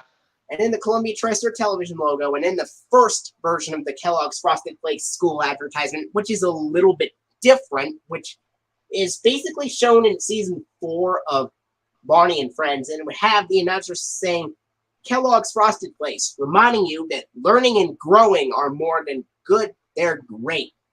Compared to the second one, which has him saying that thinking and creating are more than good, they're great. Yeah. And in the season 1 funding of Dragon Tales, and in the Pbs Kids Ident, again with Dot the girl running up to the screen. And the DVD menu. Now that was all the 1999 releases. Now we have a bunch of 2000 releases to go to. And I mean a lot. We'll try our best. Well, yeah, well, there's lots of things we can explain too. So here's the first one from 2000, and that would be called Full Moon. with the release date being January 25th of 2000. And it would also include a bonus episode of Dragon Tales for the first time ever from the Children's Television Workshop. Yeah. Now, the episodes would be Full Moon, Student Teacher, Big Gino, Jamie in Love, Eugene's Birthday, and Stinky's Pumpkin. And this would also include the 2 bonus Dragon Tales episodes, and they are To Fly with Dragons and The Forest of Darkness. Yep. Obviously, the very first episodes of Dragon Tales. Yeah. Now, what are Also, your thoughts on both of those episodes? both of them are great. Everyone knows the very first episode is when Max and Emmy move into their new playroom. And oh, I found out that there was another episode. Actually, To Fly with Dragons was the first episode where Ord cried in. The next episode was its sister episode, The Forest of Darkness. Oh, okay, so I think there's a couple more of that when Ord cried. Well, actually, now that I think about it, is like Cassie, when they first meet Cassie and Ord for the first time in To Fly with Dragons, wasn't Chantal Strand a bit younger in that scene? Like, she sounded a bit younger? Yeah, I think she was like 12 years old when she first started voicing Cassie. Yeah, when she says, "So do you." And I can imagine what it would be like if Kevin Clash, the former voice of Elmo, had to take over voicing Cassie if Chantal Strand was unavailable. Are you talking about the guy who voices Quetzal? No, Kevin Clash, the guy who voices the former voice of Elmo in Sesame Street. Okay. Yeah. And also, can I tell you, there's... Oh, yeah, like when I told you about when we talked about the episode, like, No Hitter, like I made the fan-made one when if they made Max hit Zach and Wheezy and Cassie, and then Quetzal would explain to Max, I'm gonna have to kick you out of the game for not behaving. Here's what I think, like when Max does the same thing that Emmy did in Tails You Lose. Max would say, "Fine, I'm going home then. Goodbye, everyone." But then everyone... What were your thoughts on when Emmy said it in Tails You Lose? Oh, man. I feel really upset at that part because, like, that's how you know if you watch the season 17 episode The Thomas Way. Thomas and Duck caused confusion and delay twice in that episode. Isn't there an episode where Thomas and James both cause confusion and delay? Well, I think the one from season 19, if I'm not mistaken, the episode called Reds versus Blues, where they both got red carded by Sir Tom Hatt after Percy broke the fourth wall and said the line, "And then there was trouble." So what happens in that scene? Sir Tom Hatt basically red cards them for what they've done. Oh, which characters did they red card? Thomas and James. I think there was at least a couple of times where Sir Topham Hatt was crossed with Edward, but that's very rare. Yeah, especially like I know he was just, if you watch the season 14 episode of Thomas, Charlie, and Eddie, where he sighs to Edward, "So do I, Edward." Well, and of course, yes, in Edward in the Mail from season 11, he gets upset because he got some complaining phone calls saying that Edward delivered all the parcels to the wrong places. Or what about the season 10 episode where Thomas said Edward took the wrong sort of coal? God, Saving Edward. It's from season 9, Saving Edward. Like, when Thomas, Michael Brandon or Michael Angelus's take on Thomas trying to do this to make up a random dumb excuse instead of just telling Sir Tom Hatt Edward couldn't. When Michael Brandon said the wrong sort of coal, that sounded a bit more aggressive compared to basically the Michael Angelus version of Saving Edward from season 9, where I can actually do the Michael Angelus take on Saving Edward. "Edward took on the wrong sort of coal, sir." The wrong sort of coal? And what Michael Brandon would say is like, "The wrong sort of coal? What nonsense, Thomas! I'll find out soon enough." Or he said, "I'll find out what Edward has to say about this later." Actually, that airing of Saving Edward and Thomas and the Golden Eagle, which did that one have? Did it have Dash thinking or Dot running up to the screen? Well, I found out that the Thomas and Friends airing that had the Fishbowl Ident had it had season 8 episodes like Squeak, Rattle, and Roll being one of them. The other one being Thomas in the Circus. Yeah, the ones with those episodes did end with the Fishbowl Ident. Okay, because I think, yeah, because I also do remember, I'm trying to remember have you got a chance to still watch the season 10 episode, Topped Off Thomas? Because I know some people hate that episode with a passion. No, but apparently there is a, alright, so, anyway. So what were your thoughts on To Fly with Dragons, like you mentioned before? Oh, yeah, To Fly with Dragons, yeah. Very good episode, because, they meet everyone for the first time. And of course, like, I didn't notice Zach and Wheezy's voice cast was sound a bit higher pitched, or just a bit... I don't think Zach's voice actor was stuffed up in To Fly with Dragons. But it was in The Forest of Darkness. Yeah, it's mainly due to the voice actor's name who voiced Zach, who is... Jason Mikas is the name. Oh yeah, the Jason guy who does the voice of Zach. He sounded stuffy in basically The Force of Darkness, and Dragon's Tales also made them sound a bit stuffy too. Annie's Dream House was another one that had Zach. Okay, both of them do it. And A Cool School. Oh yeah, the one where I don't hate or I think it's okay, A Cool School. But that's another one where I said, what if they made Max so angry that he couldn't even do anything in school, and he just decides to leave in the middle of the school day, and he just decides to stay home, but then he realized without his friends, he'd just be lonely, and that'd be another one, the Dragonland rhyme causing too much problems. They just do it 4 times. And what are your thoughts on the sister episode, The Forest of Darkness, which is the sister episode of To Fly with Dragons? Like, like from the beginning to where Orr turns invisible and then starts crying because he thinks there are monsters in the dark. Yeah. And also, I think, well, basically, I think like when this is the second time, well, this is the first official time Max and Emmy say the Dragonland rhyme to go to Dragon Tales the official right way, because in the very first episode, To Fly with Dragons, they eventually say it in a different tone of voice. Well, Emmy says it alone, like when they first encounter the dragon scale, but when they do it the first time together in the official way. If you've seen The Forest of Darkness, you know what I'm talking about. And I noticed that some of the voices of Emmy and Max were a bit different in the closing line in some episodes, like Staying Within the Lines and Ord's Unhappy Birthday. Yeah. And also I wanted to explain something like in...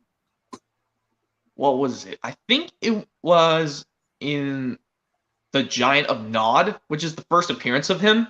Do you think it's a pretty bad episode because of Zach and Wheezy arguing and the giant being upset? Well, at least him shouting into the bullhorn was not as bad as Much Ado About Nodlings, which is much further away from that episode. That's because a different actor voiced the Giant of Nod in that episode. Like when he says, "I'm serious. I need peace and quiet."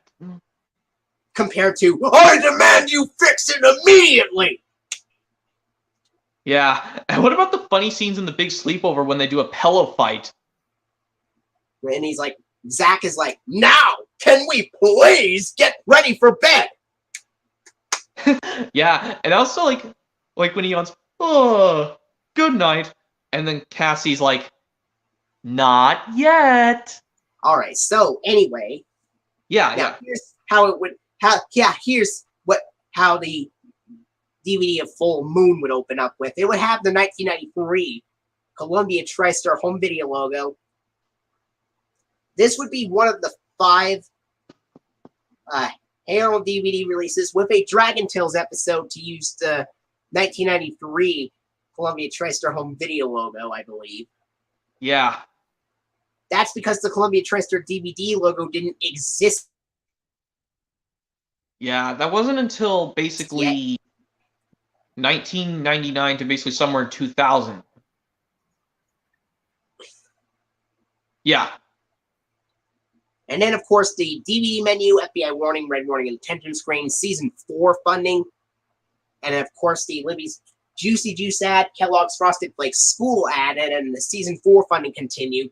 Title sequence in the start of the episode, Full Moon. And the closing to the Hey Arnold portion would have the last few seconds of the episode, Stinky's Pumpkin, online local library promo from 1999 to 2000, and credits. And then, of course, the season 4 funding, and then, of course, the Libby's Juicy Juice ad, and then Chuck E. Cheese's, and then, Libby's Juicy Juice ad, then Kellogg's Frosted Flakes school ad, and then, of course, the season 4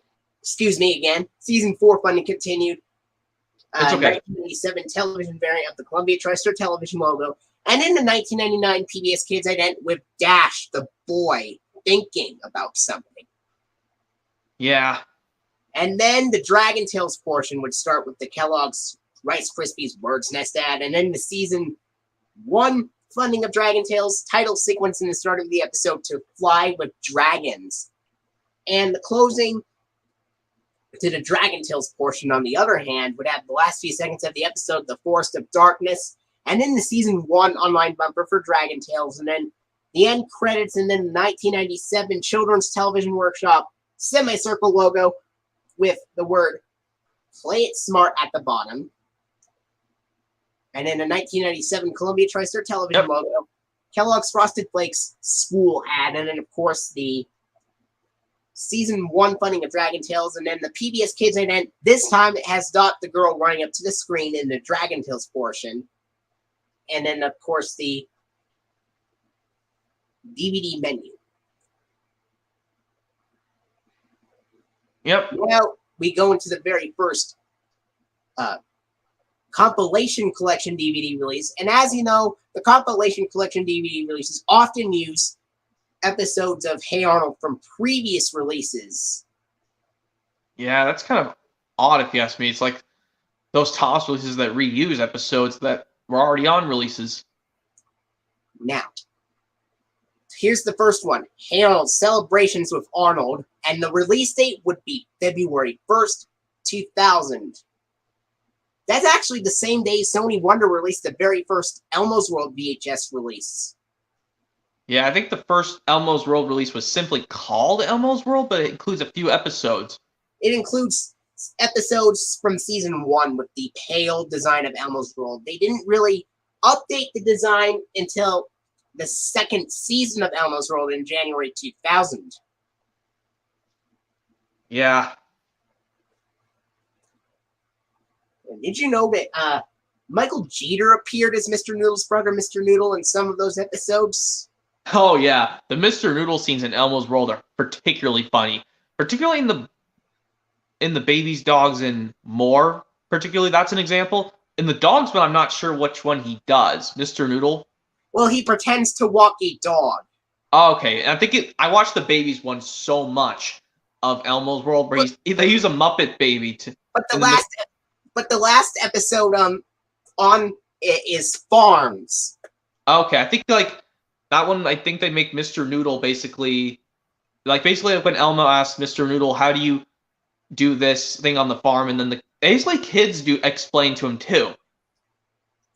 Yeah, and then of course, anyway, Hey Arnold, Celebrations with Arnold, released February 1st, 2000, and it also includes a bonus episode of Dragon Tales from the Children's Television Workshop, and here are the episodes here. The List, Roughing It, and Eating Contest. Eating Contest. And it would also include, and Celebrations with Arnold would also include 2 bonus Dragon Tales episodes, which are Dragon Drop and Cassie Loves a Parade. What are your thoughts on those episodes? Oh, Dragon Drop. One particular funny scene is when Ord thinks he saw something yummy coming from the sky, but then he choked on the pretend ball. Like, I can't even remember how that line goes. Have you seen Dragon Drop? Well, I've seen the beginning of it when Zach is like, "Yikes! He said it! That's our trouble!" Yeah, like when kind of reminds me of like Roller Coaster Dragon, like when Wheezy says reminds me of a roller coaster, and then Zach says, "Oh no, you said the R word." Now, what are your thoughts on the sister episode, Cassie Loves the Parade?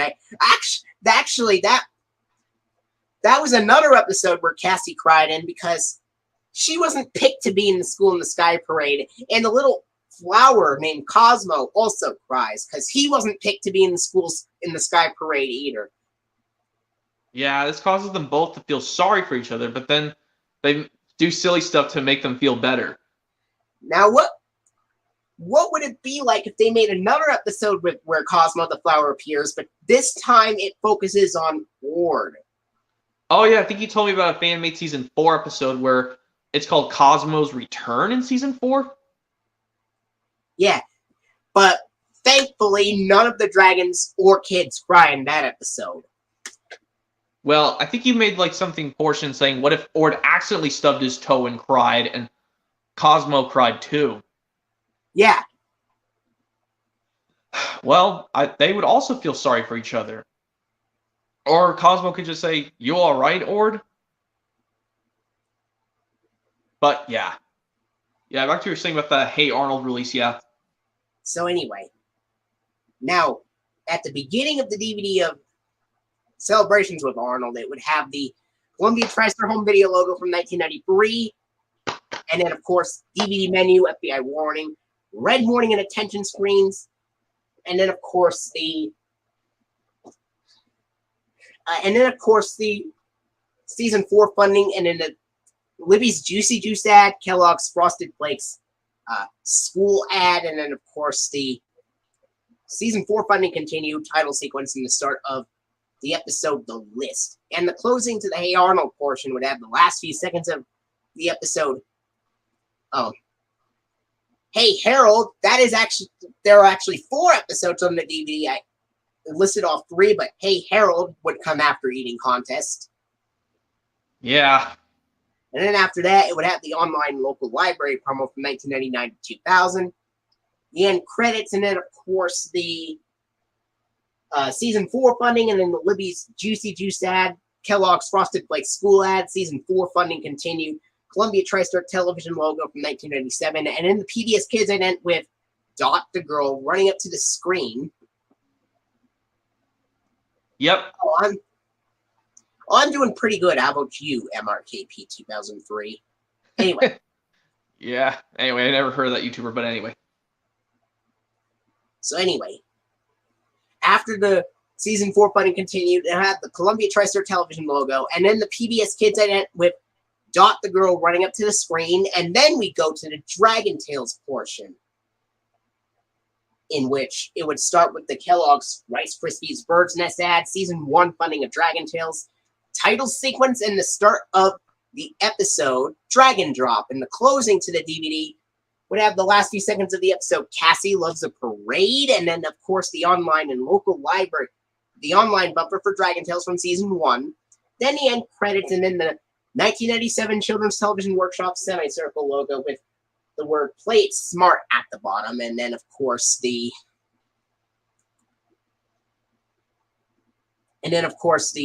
Yeah. After the end credits, it would have the 1997 Children's Television Workshop semicircle logo with the word Play It Smart at the bottom, and then the Columbia TriStar television logo, and then, of course, the Kellogg's Frosted Flakes school ad, and then, of course, the Season 1 funding of Dragon Tales, and then the Pbs Kids Ident where Dot the Girl runs up to the screen again. Then we go to the DVD menu. Basically, some of those releases often repeat the same Pbs Kids Ident on those DVDs. Yeah. And also, there's this only time in Thomas and Friends on PBS Kids where the narrator does mention before Thomas was on PBS before they changed to Nick Jr. There's one time in the end credits on PBS Kids airings in the CGI series where, oh man, I think when they did the Nitrogen era and ARC productions, or basically the Renaissance era, there's a voiceover with Mark Morgan saying, "For more games, music, stories, and fun, visit Thomas and Friends at pbskids.org."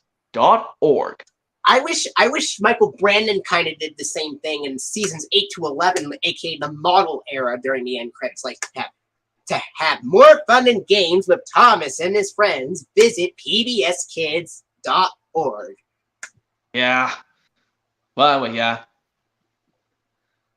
Another thing I would like to show you is like Bob the Builder. I think there are some airings like about, well, you know what I mean. I bet if you've seen Bob the Builder. Yeah, to be honest, I like Thomas the Tank Engine better because the claymation was a little bit weird. I mean, it's cool. Like the models stay themselves, but they just change their expressions in Bob the Builder. But I like how the humans they basically, yeah. Some people are not a big fan of claymation style, but Thomas and Friends didn't do that. Well, they didn't do claymation in Thomas and Friends at all. Well, yeah, and Barney and Friends, it was kind of like puppet. It's kind of like similar like Muppets, but kind of not like Muppets either.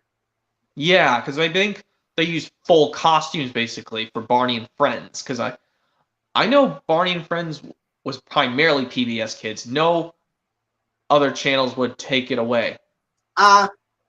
Would you prefer Bob West's voice of Barney or Dean Wentz's voice of Barney?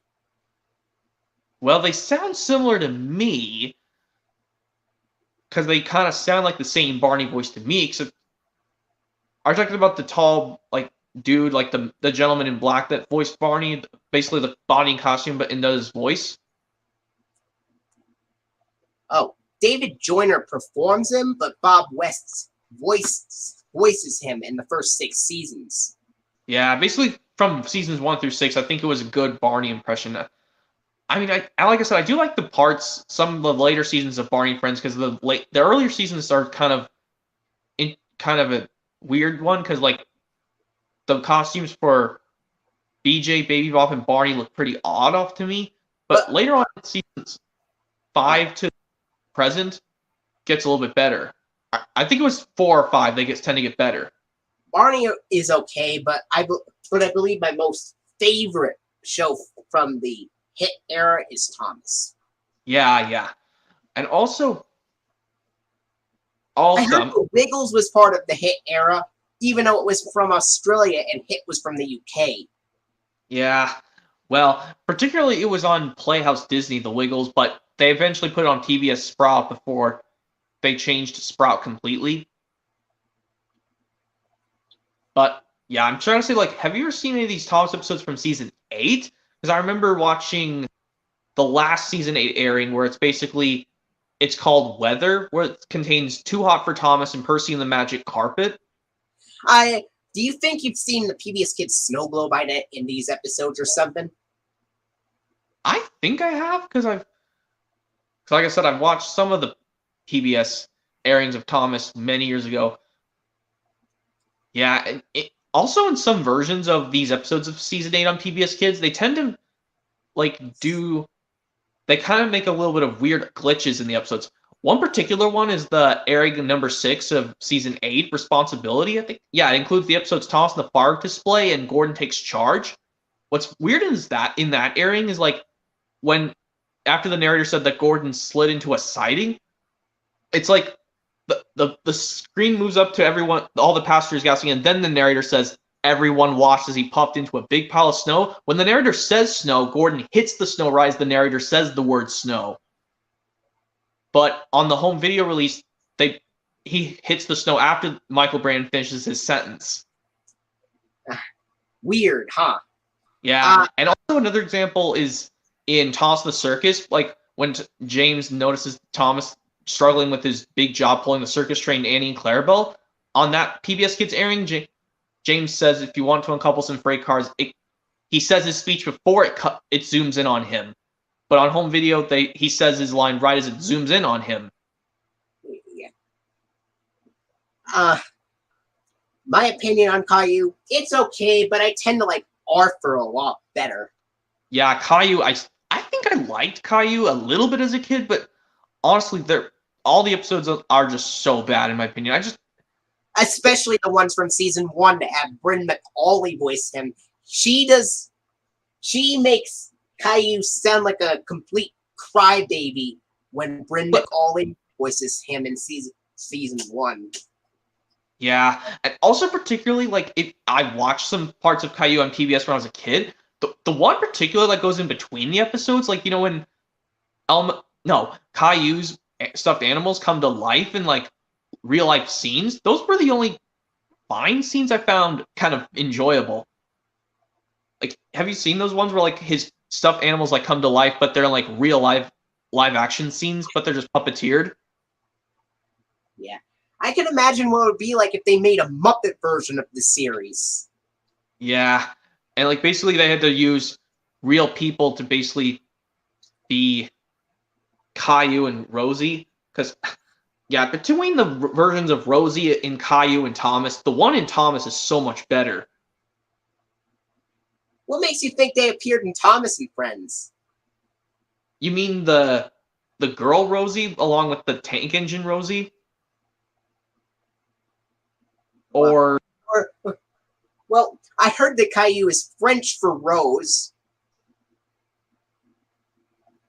Oh, it is? Yeah. Oh, well, I didn't notice, but also, yeah. I'm trying to remember there's one particular, what was it? I'm trying to remember, like, oh, yeah, there's also one particular PBS Kids airing I remember watching.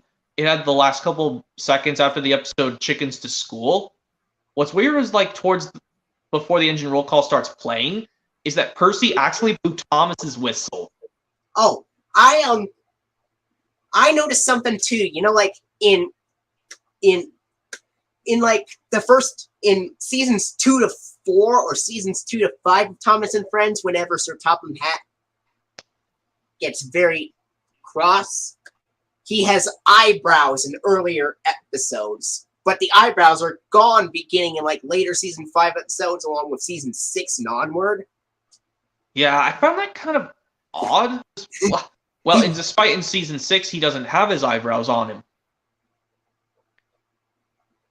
Anyway, next up we go into Hey Arnold DVD release, Music Mash, which also includes a bonus episode of Dragon Tales from the Children's Television Workshop. And you won't be surprised which Dragon Tales episodes are on the DVD of Music Mash. What is it going to be? I don't know. You'll have to find that. You'll have to find out once I tell you. Okay. I'll find out soon enough. The Hey Arnold episodes would be The Old Building, Gerald's Tonsils, and Partners.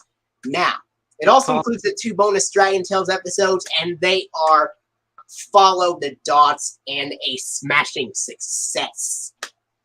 They could have released that fan-made. We could have finally had a smashing success on DVD. They only released Follow the Dots on VHS under the VHS called Follow the Clues.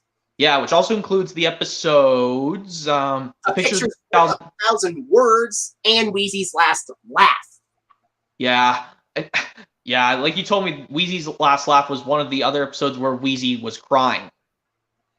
And believe it or not, that VHS also uses the Children's Television Workshop semicircle logo, as it was released in 2000. Yeah, and also I'm going to tell you, Follow the Dots is actually the first appearance of Norm the Number Gnome. And the only time she appears in 1999. I didn't know Norm was a girl character. That kind of reminds me of, like, how they accidentally called the shadow character in Bear in the Big Blue House a girl, but it's technically could be considered a guy character, but...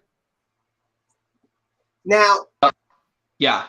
Now, what do I think about a smashing success? It is a Dragon Trash episode. Mostly because Zach is framed for something that Emmy did. And that's kind of reminded me of like 2 video games that basically have 2 different similar things. Like, how the hero is framed for something he didn't do. Well, yeah, I told you one of the phrases, like I said, well, yeah, and particularly one of the Mario games. That's the one where, like, Mario gets framed for something he didn't do. Just like Zach gets framed for something he didn't do in the episode of Smashing Success. Emmy actually broke Wheezy's trumpet, but Zach gets framed for it. And then, after Zach says after Cassie says that he didn't break Wheezy's trumpet, Wheezy immediately blames Cassie for the incident, and that hurts Cassie's feelings, and then she starts crying. Yeah, particularly, I think I can do her crying impression from a... I can do it! Thanks a lot, Emmy! Now Wheezy will never speak to me again! And I didn't do anything! Yeah, and also, like, they make a funny thing in a Smashing Success when they think it was a little mouse that broke the trumpet.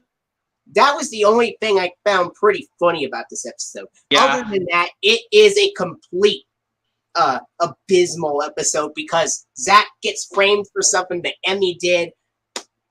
That's why a Smashing Success is, in my opinion, a Dragon Trash episode. Well, I found it all right because, I found it before Emmy broke Wheezy's trumpet. It's like she just twirls around, but then she falls on it on accident. Can I tell you her voice when she does this? She goes, "Duh!" when she falls on Wheezy's trumpet. Yeah. Yeah, I also like the parts when the trumpet parts fly all over the place when Emmy tried to fix the trumpet.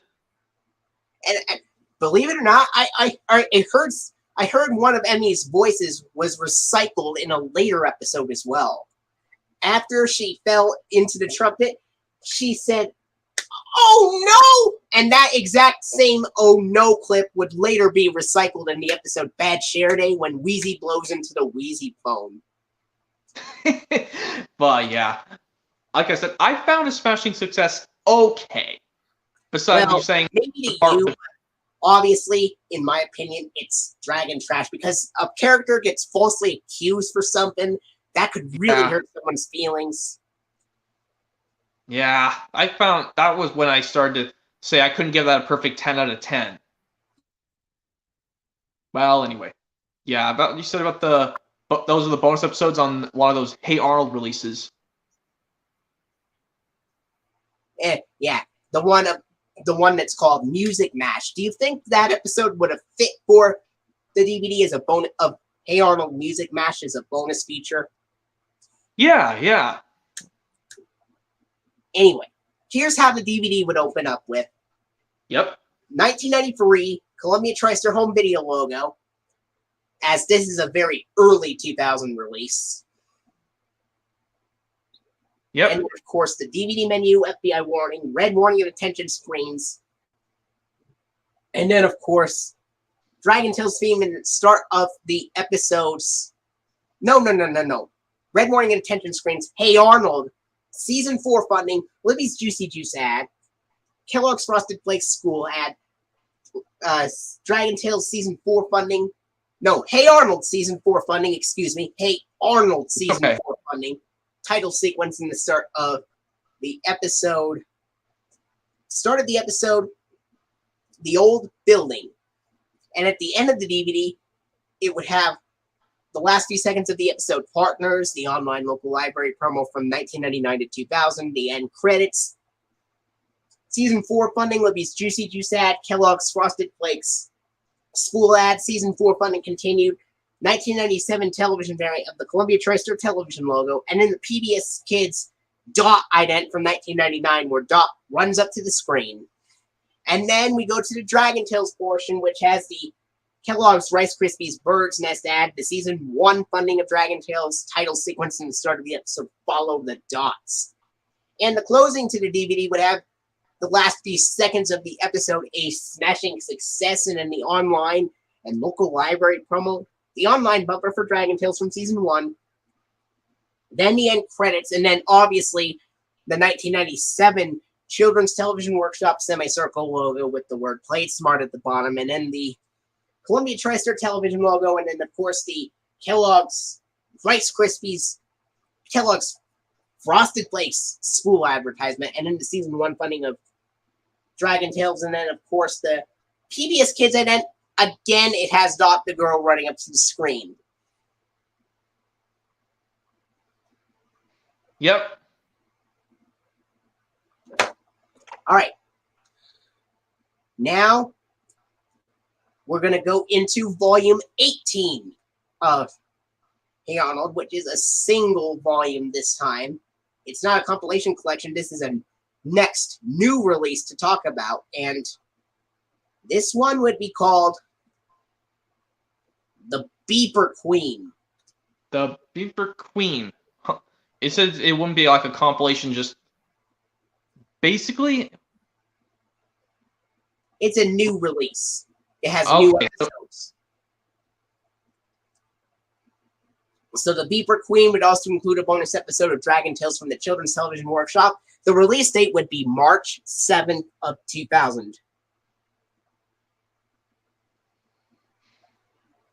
Yeah. That's actually 1 week. 1 week after Thomas and Friends Spills and Chills was released on VHS. Yeah, basically the first run of the blue VHS of Spills and Chills has the Thomas Magic Railroad UK trailer.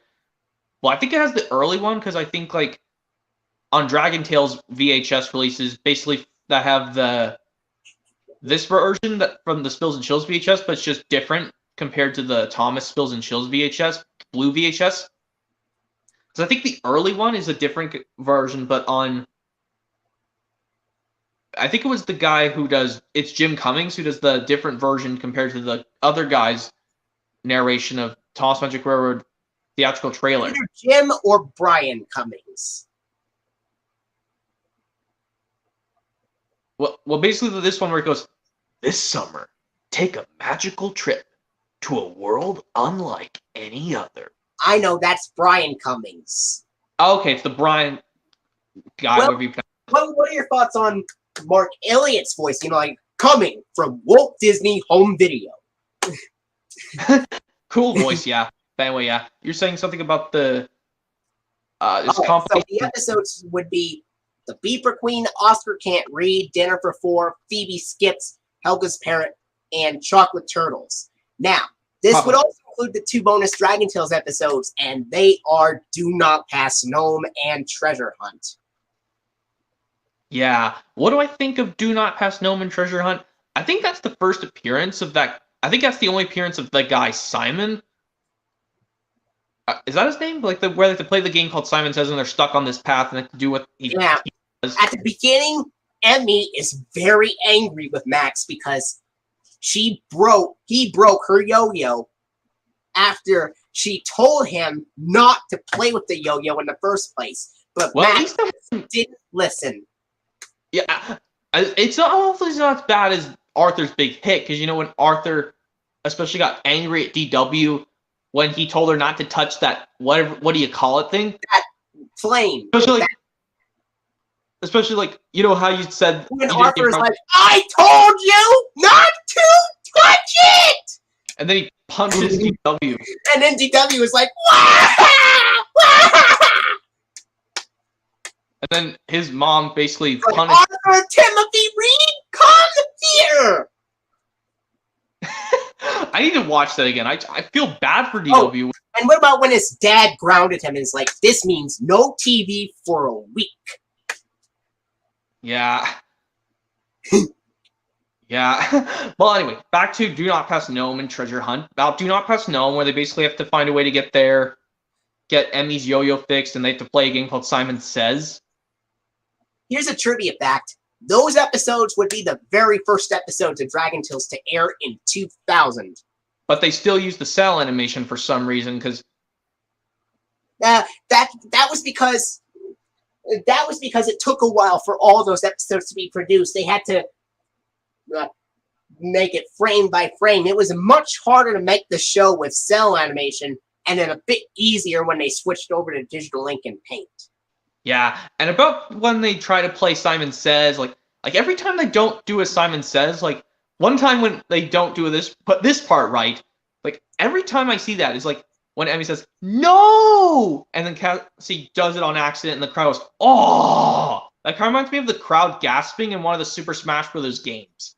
Oh. Well, I don't know if you play Nintendo games like I do.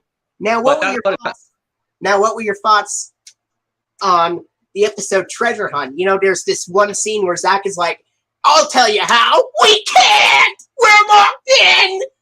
Oh my god, that's funny. And also, like, I like how they say the door's name is Woody. That's kind of a clever name for a door that's made of wood. They call him Woody. Well, I think they named him after the Toy Story character of the same name. Yeah, and particularly, this is the only time we see a Woody character.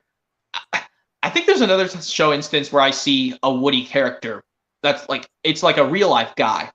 Particularly, like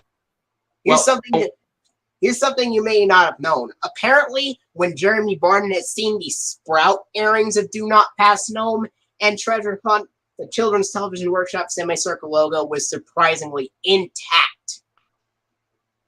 So, like, well, it was intact, yeah.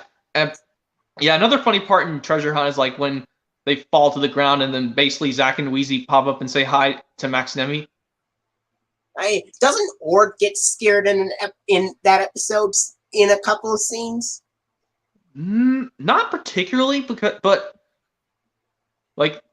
I do know, like, in one particular scene, like when they first met up with Woody saying, "Oh dear, oh my, I'm locked up tight, aren't I?" And then Max is like, "You talk?" You want to know what makes this DVD quite rare? Yeah. Of the Beeper Queen, to be exact. You want to know what makes it quite rare? Yeah. Is that it is the only Dragon Tale DVD with a Dragon Tales episode that aired in 2000 to still use the 1993 Columbia TriStar home video logo at the beginning. Yeah, that was particularly rare. What would your reaction be if you saw that happening? I was like, whoa, I'm amazed. I'm pumped up. Well, anyway. Now, at the beginning of this was because the Columbia TriStar DVD logo didn't exist until 2 weeks after it was released. Hence why the Columbia TriStar home video logo was used. And those episodes aired in January 2000, and it came out in March of 2000. So that was very shortly after they aired in television. Yeah. So here's what happened at the beginning.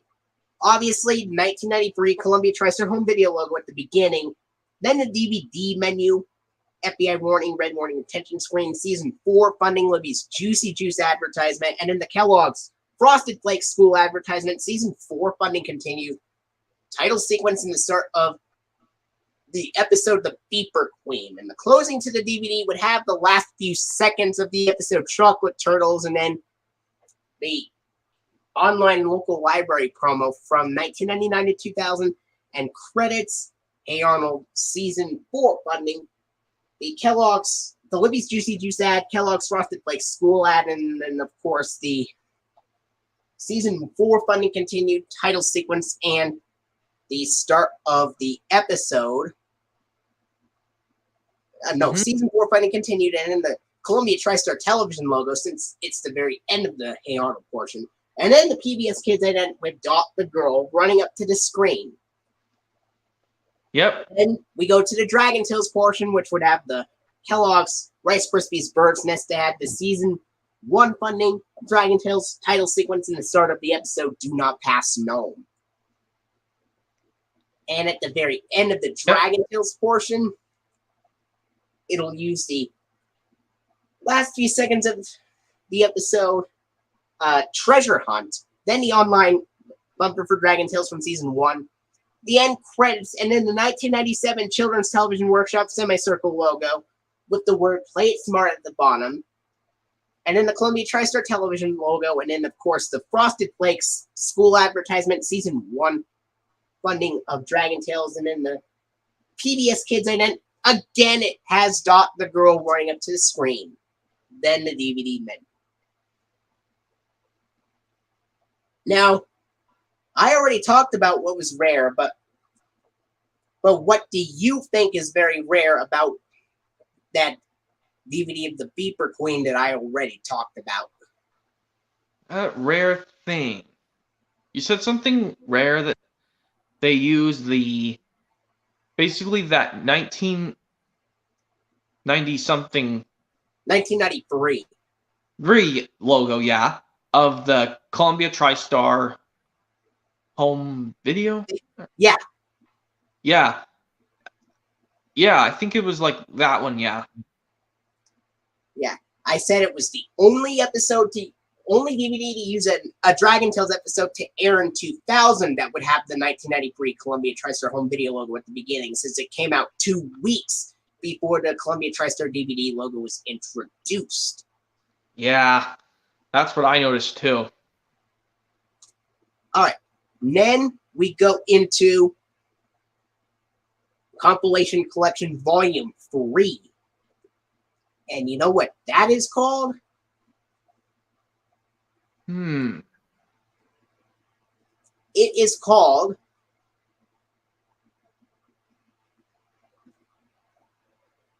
Arnold Saves the Day. Arnold Saves the Day. Released on March 14th of 2000. Interesting. It would also include a bonus episode of Dragon Tales from the Children's Television Workshop. And the episodes Hey Arnold would be Arnold Saves Sid, Helga Blabs It All, and Grandpa's Birthday. Yeah, that was reused again. And it would also include the 2 bonus Dragon Tales episodes, Tales You Lose and Calling Dr. Zack. Oh, yeah. That's what you were telling me about, the episode Tales You Lose, where Emmy gets furious because she can't win the game of freeze dance. Well, yeah. Now, what were your thoughts on the rest of the episode and Calling Dr. Zack? Well, since, yes, this is the first instance where one of the kids goes home by themselves, but then they realize they go back to Dragonland, and I told you that thing about that thing of Thomas already. Well, in this one, yeah, Emmy's even more mad because when she says, freeze dance is a dumb game. And then Ord falls, and then Quetzal explains the most important thing is just having fun than just winning. It's like if you watch Pixar's Cars, that's what Lightning McQueen said. He says there's a lot more racing than just winning. Now, what are your thoughts on... Oh, well, wait.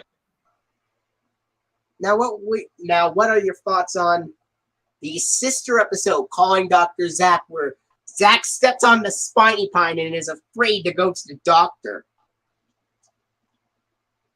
That one I found kind of interesting because, like, if you watch the SpongeBob episode from season 1, Suds, where they try to think of a way to avoid SpongeBob going to the doctor, that sounds a similar situation, but, when Max, Emmy, and Cassie felt sorry for when Zack got hurt on the spiny pine thorn, like he was in pain. Well, he was in a lot of pain. No wonder you could tell by the expression that he was wincing. Yeah. And like, he even does the ouch impressions, like, yo! Ow! And what? And goes, are you all right? And Zack, and then Zack is like, no, I'm not. I'm afraid of going to the doctor. But then we can't get, and then if we don't get the spiny pine thorn out of your foot, then we won't win the two-headed dragon contest. I know, Wheezy. I know. That sounded like a pretty sad tone he used when he said, and we won't win the dance contest. Yeah, and also like, oh, poor Zack. And then when Emmy was like, that's awful. Yeah, but then they try to do pretend doctor to try to not let Zack go to the doctor, but then Quetzal realizes that's the only way to get it out. Well, there's actually a season 6 episode of SpongeBob called The Splinter. And Cassie mentioned, help my mommy take out my sister's splinter. God, that episode is just so gross. The splinter. season 6, the Splinter. Particularly, like, I don't know how SpongeBob, like, there was one particular scene when SpongeBob was trying to get his spatula out of this when it was stuck in the ceiling. Pie Guy Rules called that SpongeBob episode a scumbob episode. God, because of how gross. Not only because of SpongeBob being a really big crybaby in that episode, also how gross it looks. Oh, and what about when Squidward tells lies to him, like, "Oh, I'm sorry, SpongeBob. Unfortunately, the rules clearly state that you must be sent home." God, see, now I feel set. But then all of a sudden, Mr. Krabs was able to get the Splinter out of SpongeBob. Because I guess his What about claws. when Patrick was pretending to be a doctor, which we've already seen in the Suds episode? Yeah, but also like the ones where he tries to get the suds out of SpongeBob are even funnier than the ones in the Splinter, because the Splinter like one of the most grossest SpongeBob. When like when Patrick gets the garbage thing to cover the Splinter, but he accidentally winds up getting the Splinter infected. God, it's even more worse. But all the montages where he tries to think of trying to not let Sandy come over in the Suds episodes, like when the funniest one where he puts the bandage over SpongeBob's face and he goes, "Feeling better?"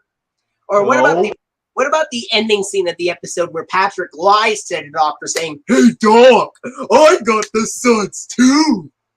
And he goes, "Oh yes, Dr. Patrick, we have something special for you." And he's like, "Wow, it hurts! It doesn't seem right!" Wait, this is not what I meant! The ending portion. Well, yeah. Calling Dr. Patrick, even like... Actually, I can do the impression of when Emmy and Max's mom call for them towards the end of the episode. "Emmy, Max, I schedule you a doctor's appointment for tomorrow." Anyway, at the beginning of the DVD of Arnold Saves Today, it would have the 1993 Columbia TriStar Home Video logo, which makes its very last appearance on this DVD before they finally used the Columbia TriStar DVD logo on DVDs released after this. Yeah. And then the DVD menu, FBI warning, red warning, and attention screen, season 4 funding, Libby's Juicy Juice ad, Kellogg's Frosted Flakes, school ad, and then of course the season 4 funding of Dragon Tales. No, season 4 funding of Hey Arnold, and then of course the title sequence in the start of the episode, Abner Come Home, or Arnold Saves Sid. And the closing to the DVD would have the last few seconds of the episode, Grandpa's Birthday, online local library promo from 1999 to 2000, the end credits, and then of course the season 4 funding, Libby's Juicy Juice ad, the Kellogg's Frosted Flakes school ad, season 4 funding continued, television variant of the Columbia TriStar television logo, and then the PBS Kids Ident with Dot the Girl runs up to the screen. And then we go to the Dragon Tales portion, which has the Kellogg's Rice Krispies Bird's Nest. Yeah. Advertise the episode Tales You Lose. And then at the very end of the DVD, it will have the last few seconds of the episode calling Dr. Zack, and then the online bumper for Dragon Tales from season 1, and the end credits, and then the 1997 Children's Television Workshop semicircle logo with the word Plate Smart at the bottom, and the Columbia TriStar television logo, and then of course the Kellogg's Frosted Flakes school ad, and then the season 1 funding of Dragon Tales, and then the 1999 PBS Kids Ident.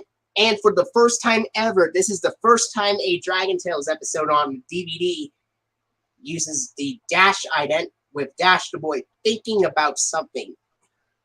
Yeah, you know how you notice how the logo goes, like when Dash is thinking, like it goes, pokes up and goes doink. Yeah. Like it goes da-na-na-na, doink. Or what about in Dot's version where he's like, ja-da-da-da-da, doink! Pbs Kids. Yeah. And also there's another Dragon Tales episode I wanted to talk to you about. Have you seen the Jumping Bean Express? I thought it was pretty interesting. Oh, I found it funny when they're trying to catch jumping beans to take to Quetzal's brother, Fernando. That episode is on this DVD. But there's a VHS that I have from the Reader's Digest Young Families Library. That's where that episode can also be found too. It's on basically it's called the something release, but it has these same episodes, but it starts with whole lot of maracas going on, and then it goes to Up Up and Away. Then the final episode is the Jumping Bean Express. Well, there's a DVD of Let's Stick to It, which starts with the episode Zack and the Beanstalk and ends with the episode Up Up and Away. Yeah, that's kind of I find particularly interesting, but this one you can just watch all the episodes. And also about the Great White Cloud Whale, that's Captain Scallywag's second appearance. I forgot to mention them when I showed you the Dragon Tales DVDs. I think it might be his last appearance as well. No, he actually came back, I think he came back in season 3. He was absent throughout season 2, if I'm not mistaken. I can imagine what it would be like if Enrique appeared with cell animation in season 1. That'd be kind of impossible to do because, they wouldn't have the money to budget another kid with cell animation. Yeah. Also, the funniest part, they create a distraction to, basically, Emmy pretends to put a jumping bean, a puppet thing on her thumb or finger, wherever you put it on, if you watch the episode. And then while she's using it to distract the jumping beans, they catch him in the cage and they got him back. And what are your thoughts on this one scene in the episode of Liking the Biking where Ord is like, I'm gonna fall! Ah! That was a great scream for him. And then they go, Ord, you're a dragon. Well, anyway, yeah. And also, what do I think of? Well, I was also going to tell you that there's another time in season some of the CGI series of Thomas, when Sir Tom was very high tolerance. I gotta tell you, Jumping Joey Wood from season 14 is also the worst because, I know this is the only season 14 episode he yells at Thomas in season 14, but the rest he was just cross with him, just particularly. But that one he yelled so hard because there was soot on him and James, and he yelled, Thomas, what are you doing? The mayor is waiting for the Joby Wood. Edward is swinging on a bridge. Logs are jumping like frogs. Which is a good rhyme. And my shiny red paintwork is ruined. Man, that's even another worse Sir Tom had. Particularly, I don't know if the Keith Wickham one or Carrie Shale one's the worst. Because I haven't seen them back-to-back, the UK and US versions of Keith Wickham or Carrie Shale as Sir Tom Hat. What if they made a model version of Soder's Legend of the Lost Treasure, like for the season 1 one with Ringo's narration? Yeah. I particularly don't know how I can do it with Ringo's version, but I think it would be like Thomas the Tank Engine. I have had enough of your excuses. You must go to your shed right now, and everyone else will get back to work. At least that wasn't very harsh. He didn't yell hard like Keith Wickham's voice of Sir Tom had. But yeah, I actually do an impression of the George Carlin and Alec Baldwin's impression of the Dragon Tales season 1 funding. Particularly, try the George Carlin version. What if Michael Brandon did it in the season 3 funding? That'd be kind of difficult, but I know the easiest one I can do is the season 2 funding with Alec Baldwin's narration. This program is funded in part by a Ready to Learn grant. A Ready to Learn grant from the United States Department of Education through the Corporation for Public Broadcasting. And what about this George, or what about the Ringo Starr version of the season 1 funding of Dragon Tales? There is one on YouTube, but I think I'm trying to do let's see if I can do the George Carlin one. I think it goes Dragon Tales is funded in part by a grant from the Corporation for Public Broadcasting through funds from the U.S. Department of Education. Is that the good George Carlin one? Yeah.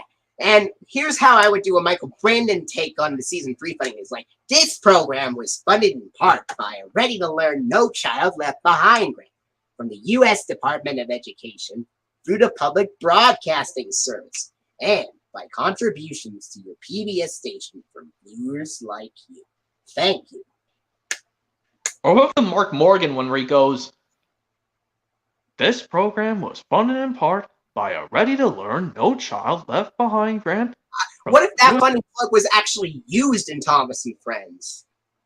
Well, I don't think they ever used the No Child Left Behind grant when Thomas was airing on PBS Kids. Like, What if I think PBS aired the classic series of Thomas and Friends episodes from seasons 1 through 5 in addition to?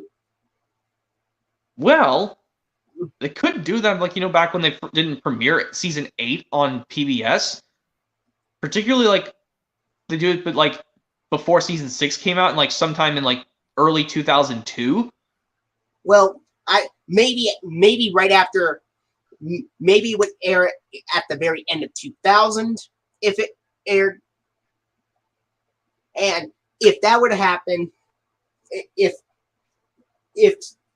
reruns of those classic episodes aired in like 2004, instead of having Michael Brandon's announcement, it would have Ringo Starr saying Thomas and Friends, making tracks to great destinations. Or about I can see if I can do a George Carlin impression of making tracks to great destinations. Thomas and Friends, making tracks to great destinations. How's that good for the George Carlin version? What if Michael Angelis narrated some season 7 episodes if they aired in like 2003? Yeah, he basically go like Thomas and Friends, making tracks to great destinations. I know how the Pierce Brosnan one of making tracks to great destinations go. It basically goes Thomas and Friends, making tracks to great destinations. All right, now we're going to go into the 2003 reprint of Arnold Saves the Day. Yep. Which, basically, the front cover would be exactly the same as the original 2000 release. But there are some differences on the front cover. Yeah. 2003 version, the 2003 reprint would say also includes a bonus episode of Dragon Tales from Sesame Workshop, since it's a reprint. That would basically mean I think the Sesame one says we're going to have either season 1 or season 2, but we'll have to see. Well, the episodes of Hey Arnold are the same as 2000 release. It still contains the Dragon Tales season 1 episodes, Tales You Lose from Calling Dr. Zack from the 2000 release. But you know what they included? They included an episode of another show in addition to Dragon Tales on the reprint. Okay. And that is the Arthur episode from season 7, which is April 9th. Yeah, that's kind of an interesting episode for an Arthur episode. Well, anyway, yeah. Well, it's where basically when there's a fire in the school of Elwood City. That's what April 9th is all about. Yeah. Now, you would think that they would update the logos and everything if it was reprinted, but that is actually not the case with the reprint. Yeah. The only thing they updated was they added the Arthur episode April 9th. That's about it. Everything else remains exactly the same as the 2000 release. It still uses the Columbia TriStar Home Video logo from 1993 at the beginning, indicating that it's a reprint of the 2000 release. Yep. It still has the 1997 Children's Television Workshop semicircle logo intact in the reprint, instead of updating it with the Sesame Workshop logo that is usually shown on those releases in 2003. Yeah. What do you find very interesting about that reprint? Wow, what I find interesting is that what if they didn't like use this, if like they use the same logo, it's like people would just be like, that's kind of getting old. Like, like when they use the same stuff all over. But then what else? Well, what they could possibly do is basically use, if they could just reprint it, is basically use the Columbia TriStar thing with the tolling bells. But you know what appears instead? it still has the older Columbia TriStar Home Video logo, as it's a reprint of the original 2000 release. They only updated one thing. Okay. That is the Arthur episode April 9th from season 7. That is not on the original 2000 release. Yeah. Okay, that's what I mean. Okay. And the Children's Television Workshop semicircle logo is even intact because it's a reprint of the 2000 release. But anyway, moving forward, now we go into volume 19. And that is called Love and Cheese, released April 18th, 2000. That's also the same day Stuart Little was released on VHS and DVD by Columbia TriStar Home Video, by the way. Yeah. Yeah. That was kind of interesting.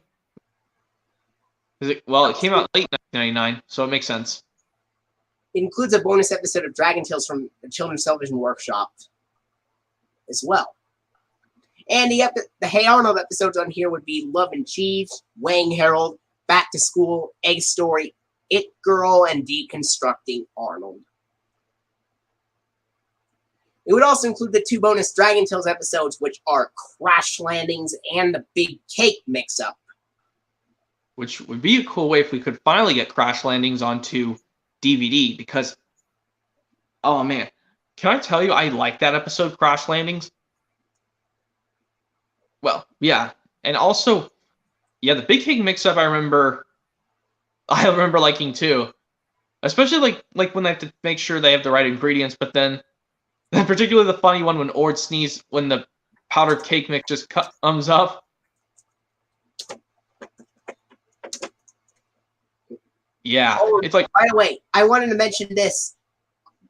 Oh, Someone actually uploaded a program break recorded after the episodes Crash Landings and the Big Cake Mix-Up on PBS. Those episodes actually ended with the ident from 1999 on television. I will send you the link to it. Okay. It is...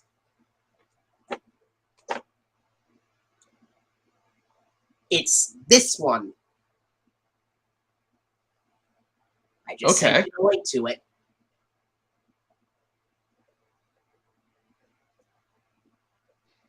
And anyway, here's how the DVD of Hey Arnold, Love and Cheese would open up like. It would have the Columbia TriStar DVD logo, which marks its first appearance on a Hey Arnold DVD release. Yep. And it has the loud whooshes and the regular, louder phaser sounds.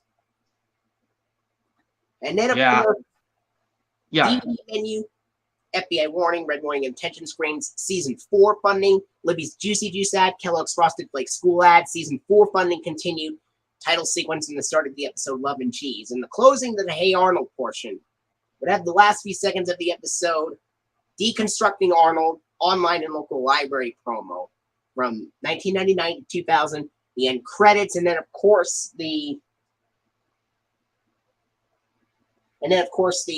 season 4 funding, Libby's Juicy Juice ad, Kellogg's Frosted Flakes school ad, season 4 funding continued, the television variant of the Columbia TriStar television logo, and then the PBS Kids Ident with Dash the Boy thinking about something, and then we go to the Dragon Tales portion, which has the Rice Krispies Bird's Nest ad, the season 1 funding of Dragon Tales, title sequence in the start of the episode, Crash Landings. And the closing to the Dragon Tales portion of the DVD would have the last few seconds of the episode, the Big Cake Mix-Up, the online bumper for Dragon Tales from season 1, the end credits, the 1997 Children's Television Workshop semicircle logo with the word Play It Smart at the bottom, just like the program break, which I sent you a link to. And then the Columbia TriStar television logo, and then, of course, the Frosted Flakes school advertisement, season 1 funding of Dragon Tales, and then the PBS Kids Ident with Adopt the Girl running up to the screen, and the DVD menu. Now, what were your thoughts on the DVD of Arnold Saves the Day using the Dash ident after Dragon Tales ended on that DVD? Even though it did not appear on DVD releases of Dragon Tales in general. Very cool, if I might add. So what's very cool about it? It'd be one of the rare times where we do have a dash ident, if it did exist. All right. Then we go into Volume 20. And you know what that is? Grudge Match. Grudge Match. And the release date for this DVD would be May 2nd of 2000. That's also the same day Sony Wonder released Elmo's World, Babies, Dogs, and More on VHS. Yeah, I think it was just VHS before they put it on DVD. They actually did not put it out on DVD until 2002, even though it was released on VHS in 2000. Yeah, I guess Sony didn't want to do DVD for that yet. And by the way, it also includes a bonus episode of Dragon Tales from the Children's Television Workshop. Have you ever seen any films with Michael Jeter besides him appearing in Elmo's World episodes? I don't think I have. All right. So the episodes would be Grudge Match, Polishing Rhonda, Weird Cousin, Baby Oscar, Grandpa's Sister, and Synchronized Swimming. It would also include the 2 bonus Dragon Tales episodes, Zack Takes a Dive and Under the Weather. What are your thoughts on both of those episodes? Well, for Zack Takes a Dive, very, very good. And also for Under the Weather, can I tell you, that's a really cool episode where they keep realizing what's going on, what's making all these clouds, not making them up their minds. First appearance of Polly Nimbus, the Weather Dragon. I think that's her only appearance in season 1. She's actually voiced by Kathleen Barr. Yep, like I told you, that she's the voice of Finn and Wheezy and other characters. And her second one. What if there was a baby in? What if there was another baby in the show introduced in season 4, voiced by Jason Mikas? That'd be kind of interesting. But like I said, yeah, about the episode Under the Weather. Like, even though it's the first time we see Polly Nimbus, the Weather Dragon, but for some reason that her debut makes her sick for some reason because there's something wrong with her machines. Yeah, I can even do like when she first speaks. I can't even try. Like, she actually caught a cold in that episode, just like Quetzal did in A Kite for Quetzal. Well, despite it was Polly Nimbus' first appearance, when she says, "But don't come near me. I got a stuffy nose and a scratchy throat." Or what about when Quetzal is like, "Don't come too close to me, niños," from the beginning of the episode of Kite for Quetzal. Yeah, well, basically when the first few minutes where they're still in Dragonland when they first go. But yeah, and also I like the part when Max says, "I think you're making it worse." All right. Now, at the beginning of the DVD of Grudge Match, it would have the 2000 Columbia TriStar home video logo with the word DVD at the bottom, again with the loud whooshes and the regular louder phaser sounds. Yeah. And then the DVD menu, FBI warning, red warning and attention screens, and then the season 4 funding, Libby's Juicy Juice ad, Kellogg's Frosted Flakes school ad, season 4 funding continued, title sequence in the start of the episode, Grudge Match. And the closing to the DVD would have the last few seconds of the episode Synchronized Swimming and the online and local library promo from 1999 to 2000. And credits, Libby's Juicy Juice. Season 4 funding, Libby's Juicy Juice ad, Kellogg's Frosted Flakes school ad. Season 4 funding continued, television variant of the Columbia TriStar television logo. And then the 1999 Pbs Kids Ident with Dot the girl running up to the screen, and then the Kellogg's Rice Krispies Bird's Nest advertisement, season 1 funding of Dragon Tales, title sequence in the start of the episode, Zack Takes a Dive. And the closing to the DVD would have the last few seconds of the episode Under the Weather, the season 1 online bumper, and then the end credits and the children's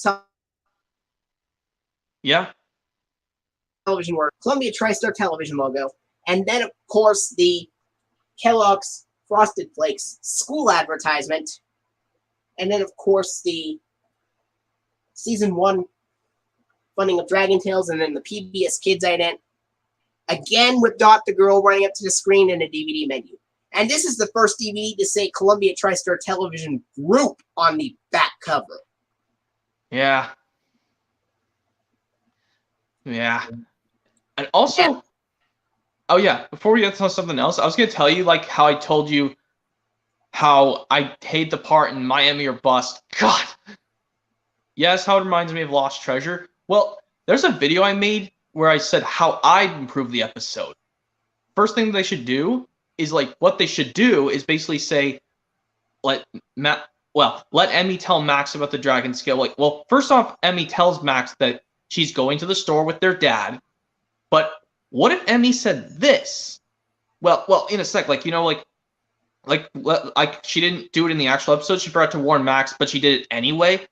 What she should have said was, well, after she said it to Max, and Max said, "Oh, that's fun, Emmy. But what are we gonna do about the Dragonland playtime?"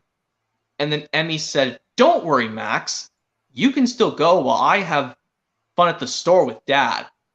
And then Max would say, "Oh, okay, thank you, Emmy. Thanks for reminding me about the Dragonland playtime." Speaking of which, how would you improve the episode No Hitter from Season 1?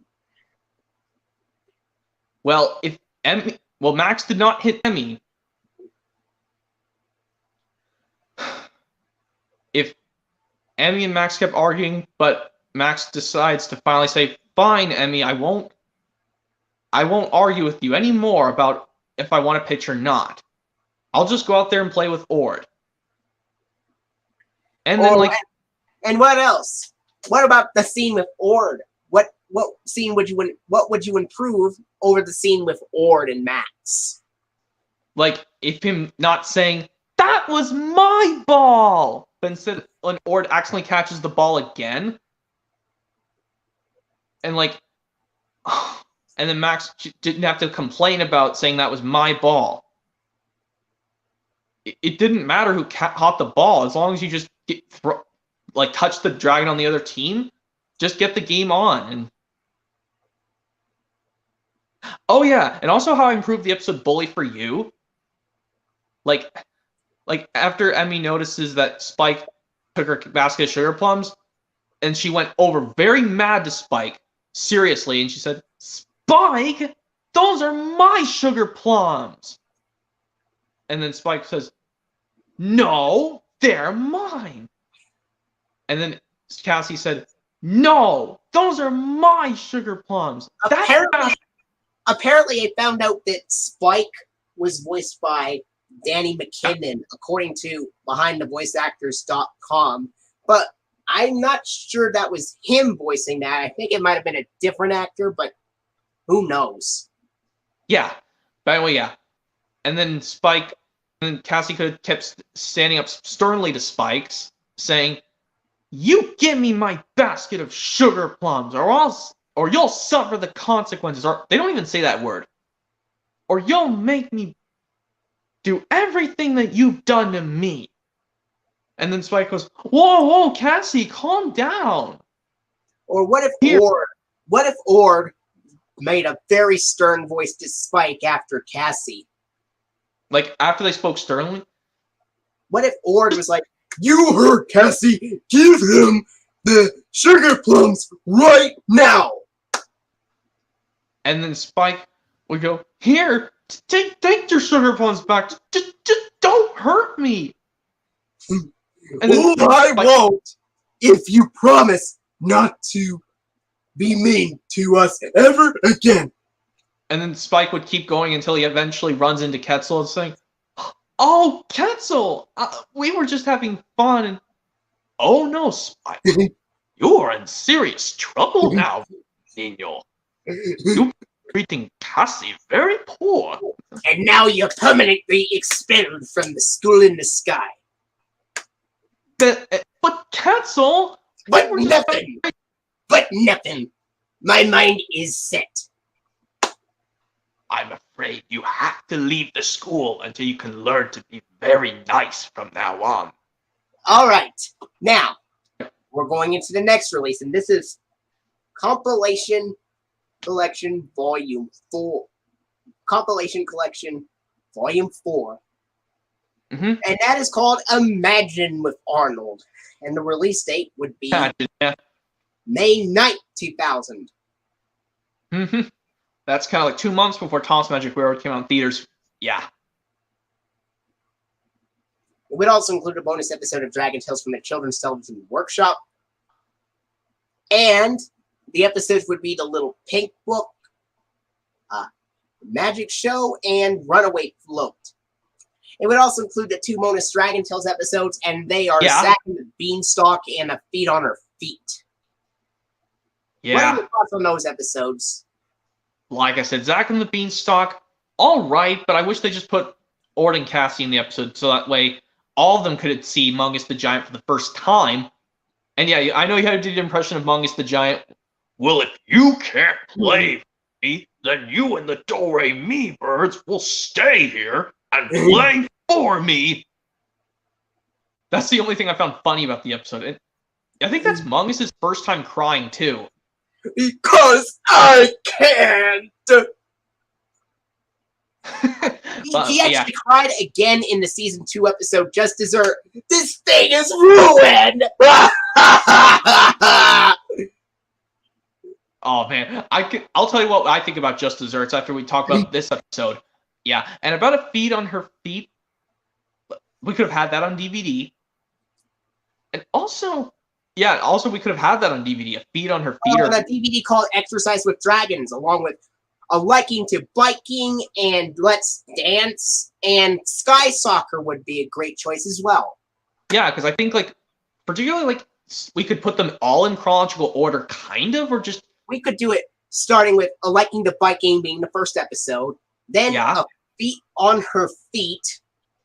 Both are taken from the You Can Do It VHS.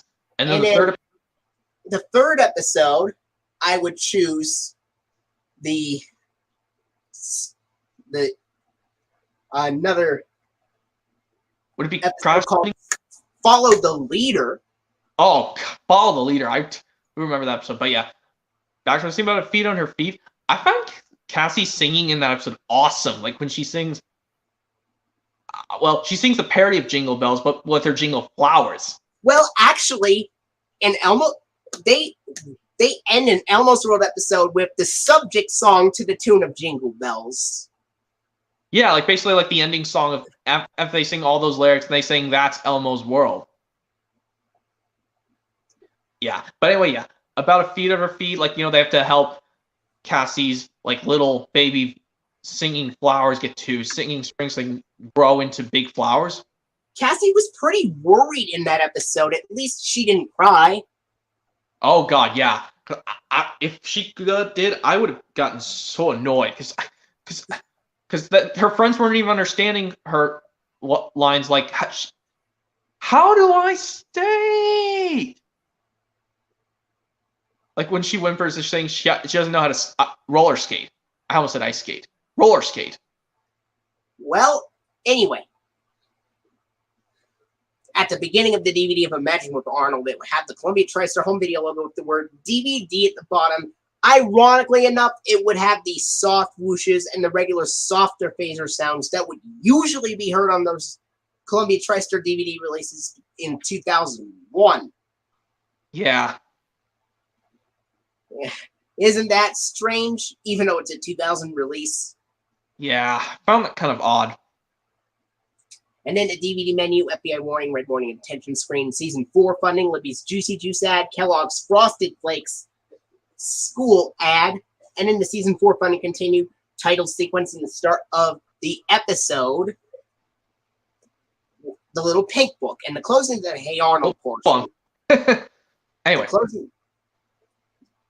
The closing of the Hey Arnold portion would add the last few seconds of the episode, Runaway Float, online local library promo from 1999 to 2000, end credits, season 4 funding, Libby's Juicy Juice ad, Kellogg's Frosted Flakes school ad, season 4 funding continued, the television variant of the Columbia TriStar television logo, and then Pbs Kids Ident with Dash the Boy thinking about something. And then the Dragon Tales portion would have the Rice Krispies Bird's Nest ad, Frosted Flakes.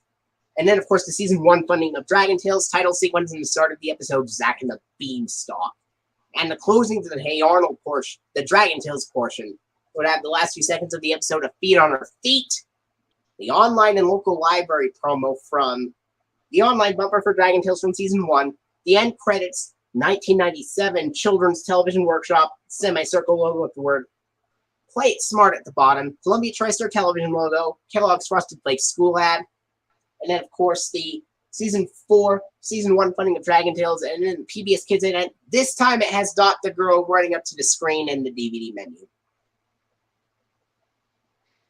And then, next up, we go into the DVD release of Brother and Sister Madness, which is Compilation Collection Volume 5. Yeah. Before we get to that, I was going to tell you my thoughts on Just Desserts from Season 2. What I think about it, kind of good, despite Mongus gets a little upset at the beginning.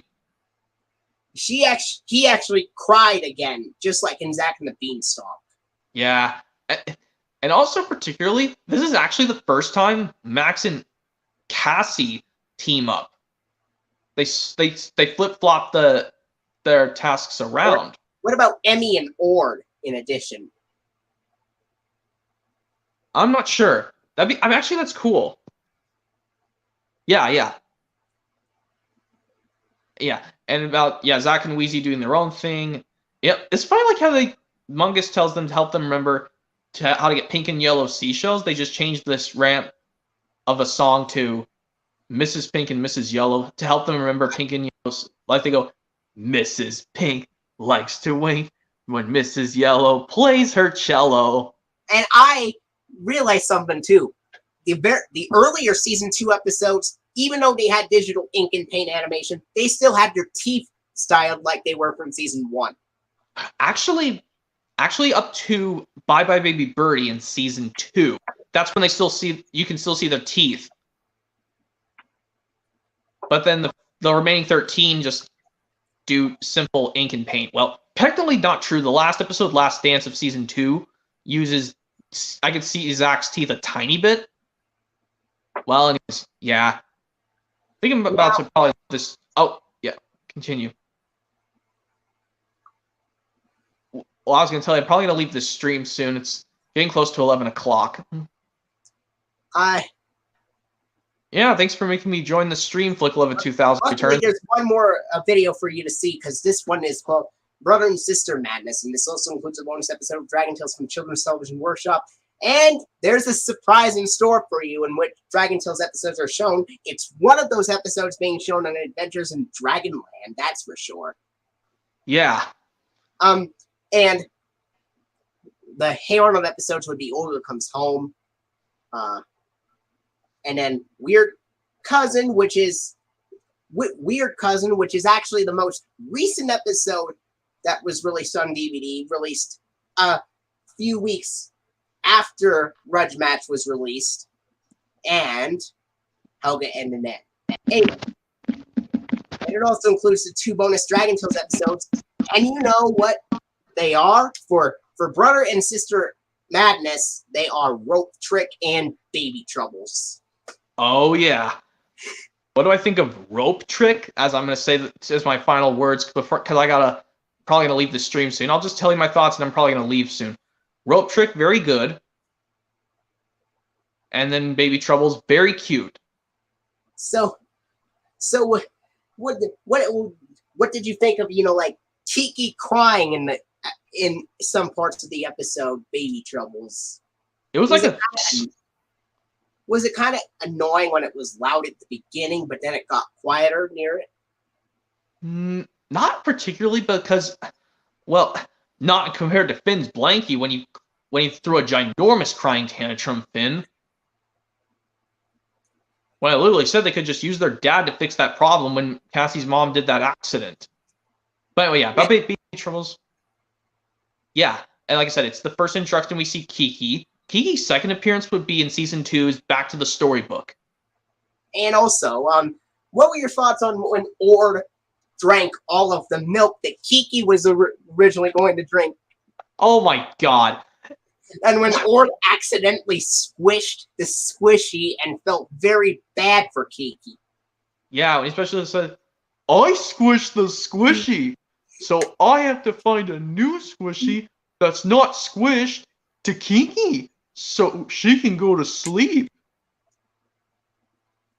Do you think those episodes were more episodes on TV that used the Dash Ident from 1999 or something? Yeah, I'm pretty sure, yeah. Yeah. I think I'm probably going to go ahead and leave. It's probably getting close to 11. Oh. I wonder how Cassie felt when Kiki was, like throwing a little fit and crying over something. And well, what was Cassie's reaction to that?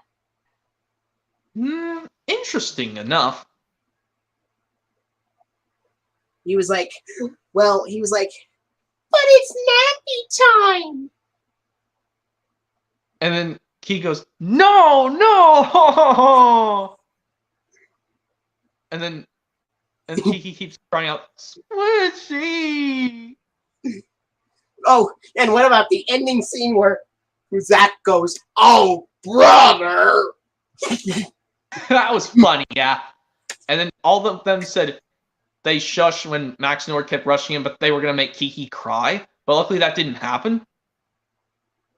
Well, at least they said their closing rhyme quietly in the episode. It was like, I wish to use this rhyme to go back home until next time. And then when they're back home, they finally say, boy, sure makes me tired putting a baby to sleep. But I'm surprised that in the big sleepover, they said it normally instead of quietly. Yeah, that was weird. I mean, I've watched the big sleepover a few times. Well, anyways, yeah, I'm probably going to go ahead and leave this stream. It's getting close to 11 o'clock in my area. Yeah, if you want, we could do part 2 of the stream another time. I mean, that is possible because I'm probably not doing anything tomorrow. We can try that. Yeah, I'll try that. But at the same time, I might help somebody else with requests out because I believe MRKP 2003 has been waiting for me to do them, but we'll see. Well, okay, if you have some certain time, just let me know. And I could probably do it in the evening with you tomorrow, since I may start helping someone with those requests a bit earlier before we do it. Okay. Yeah. Well, anyways, yeah, I'm probably going to start leaving Flicklover 2000. Thanks for doing the stream on fan-made Hey Arnold releases. Because I'm interested. That's part 1. We'll do part 2 where we continue them off. But I'm going to explain the opening and closing first as you start leaving. Okay. Tell me really quick and they'll be able to leave. So the opening, it would have the Columbia TriStar DVD logo. Surprisingly, it still has the soft whooshes and the softer phaser sounds. And then, of course, the DVD menu, FBI warning, red warning, attention screens. Season 4 funding, Libby's Juicy Juice ad, Kellogg's Frosted Flakes, school ad, and then the Season 4 funding continued. Title sequence, and the start of the episode, which is, all right, I'm going to look. It's the start of the episode, Olga Comes Home. And the closing to the Hey Arnold portion would have the last few seconds of the episode, Helga and the Nanny, and then the online and local library promo from 1999 to 2000, then the end credits, and then, of course, the Season 4 funding, Libby's Juicy Juice ad, Kellogg's Frosted Flakes school ad, and then, of course, the Season 4 funding continued. The television variant of the Columbia TriStar television logo. Then the Pbs Kids Ident with Dot the Girl running up to the screen, and then the Dragon Tales portion would begin with the Kellogg's Rice Krispies Bird's Nest ad and the Kellogg's Frosted Flakes school ad. And then, of course, after the Rice Krispies Bird's Nest ad, it would have the Season 1 funding of Dragon Tales title sequence and the start of the episode rope trick, and the closing to the Dragon Tales portion would have the last few seconds of Baby Troubles, the Season 1 online bumper, end credits, and then the 1997 Children's Television Workshop semicircle logo with the word Play It Smart at Yep. the bottom. Columbia TriStar Television logo. Kellogg's Frosted Flakes school ad. Then the season 1 playing of Dragon Tales, and then the PBS Kids Ident, and this is another DVD release where the Dragon Tales portion ends with the Dash Ident, where Dash the boy is thinking about something. Then the DVD menu, and we will do part 2 of the stream tomorrow with Okay. Movie and Game Lover 98 at around 6 p.m. Yep. So stay tuned for that. I'll try and see if I can make it if I can. I'll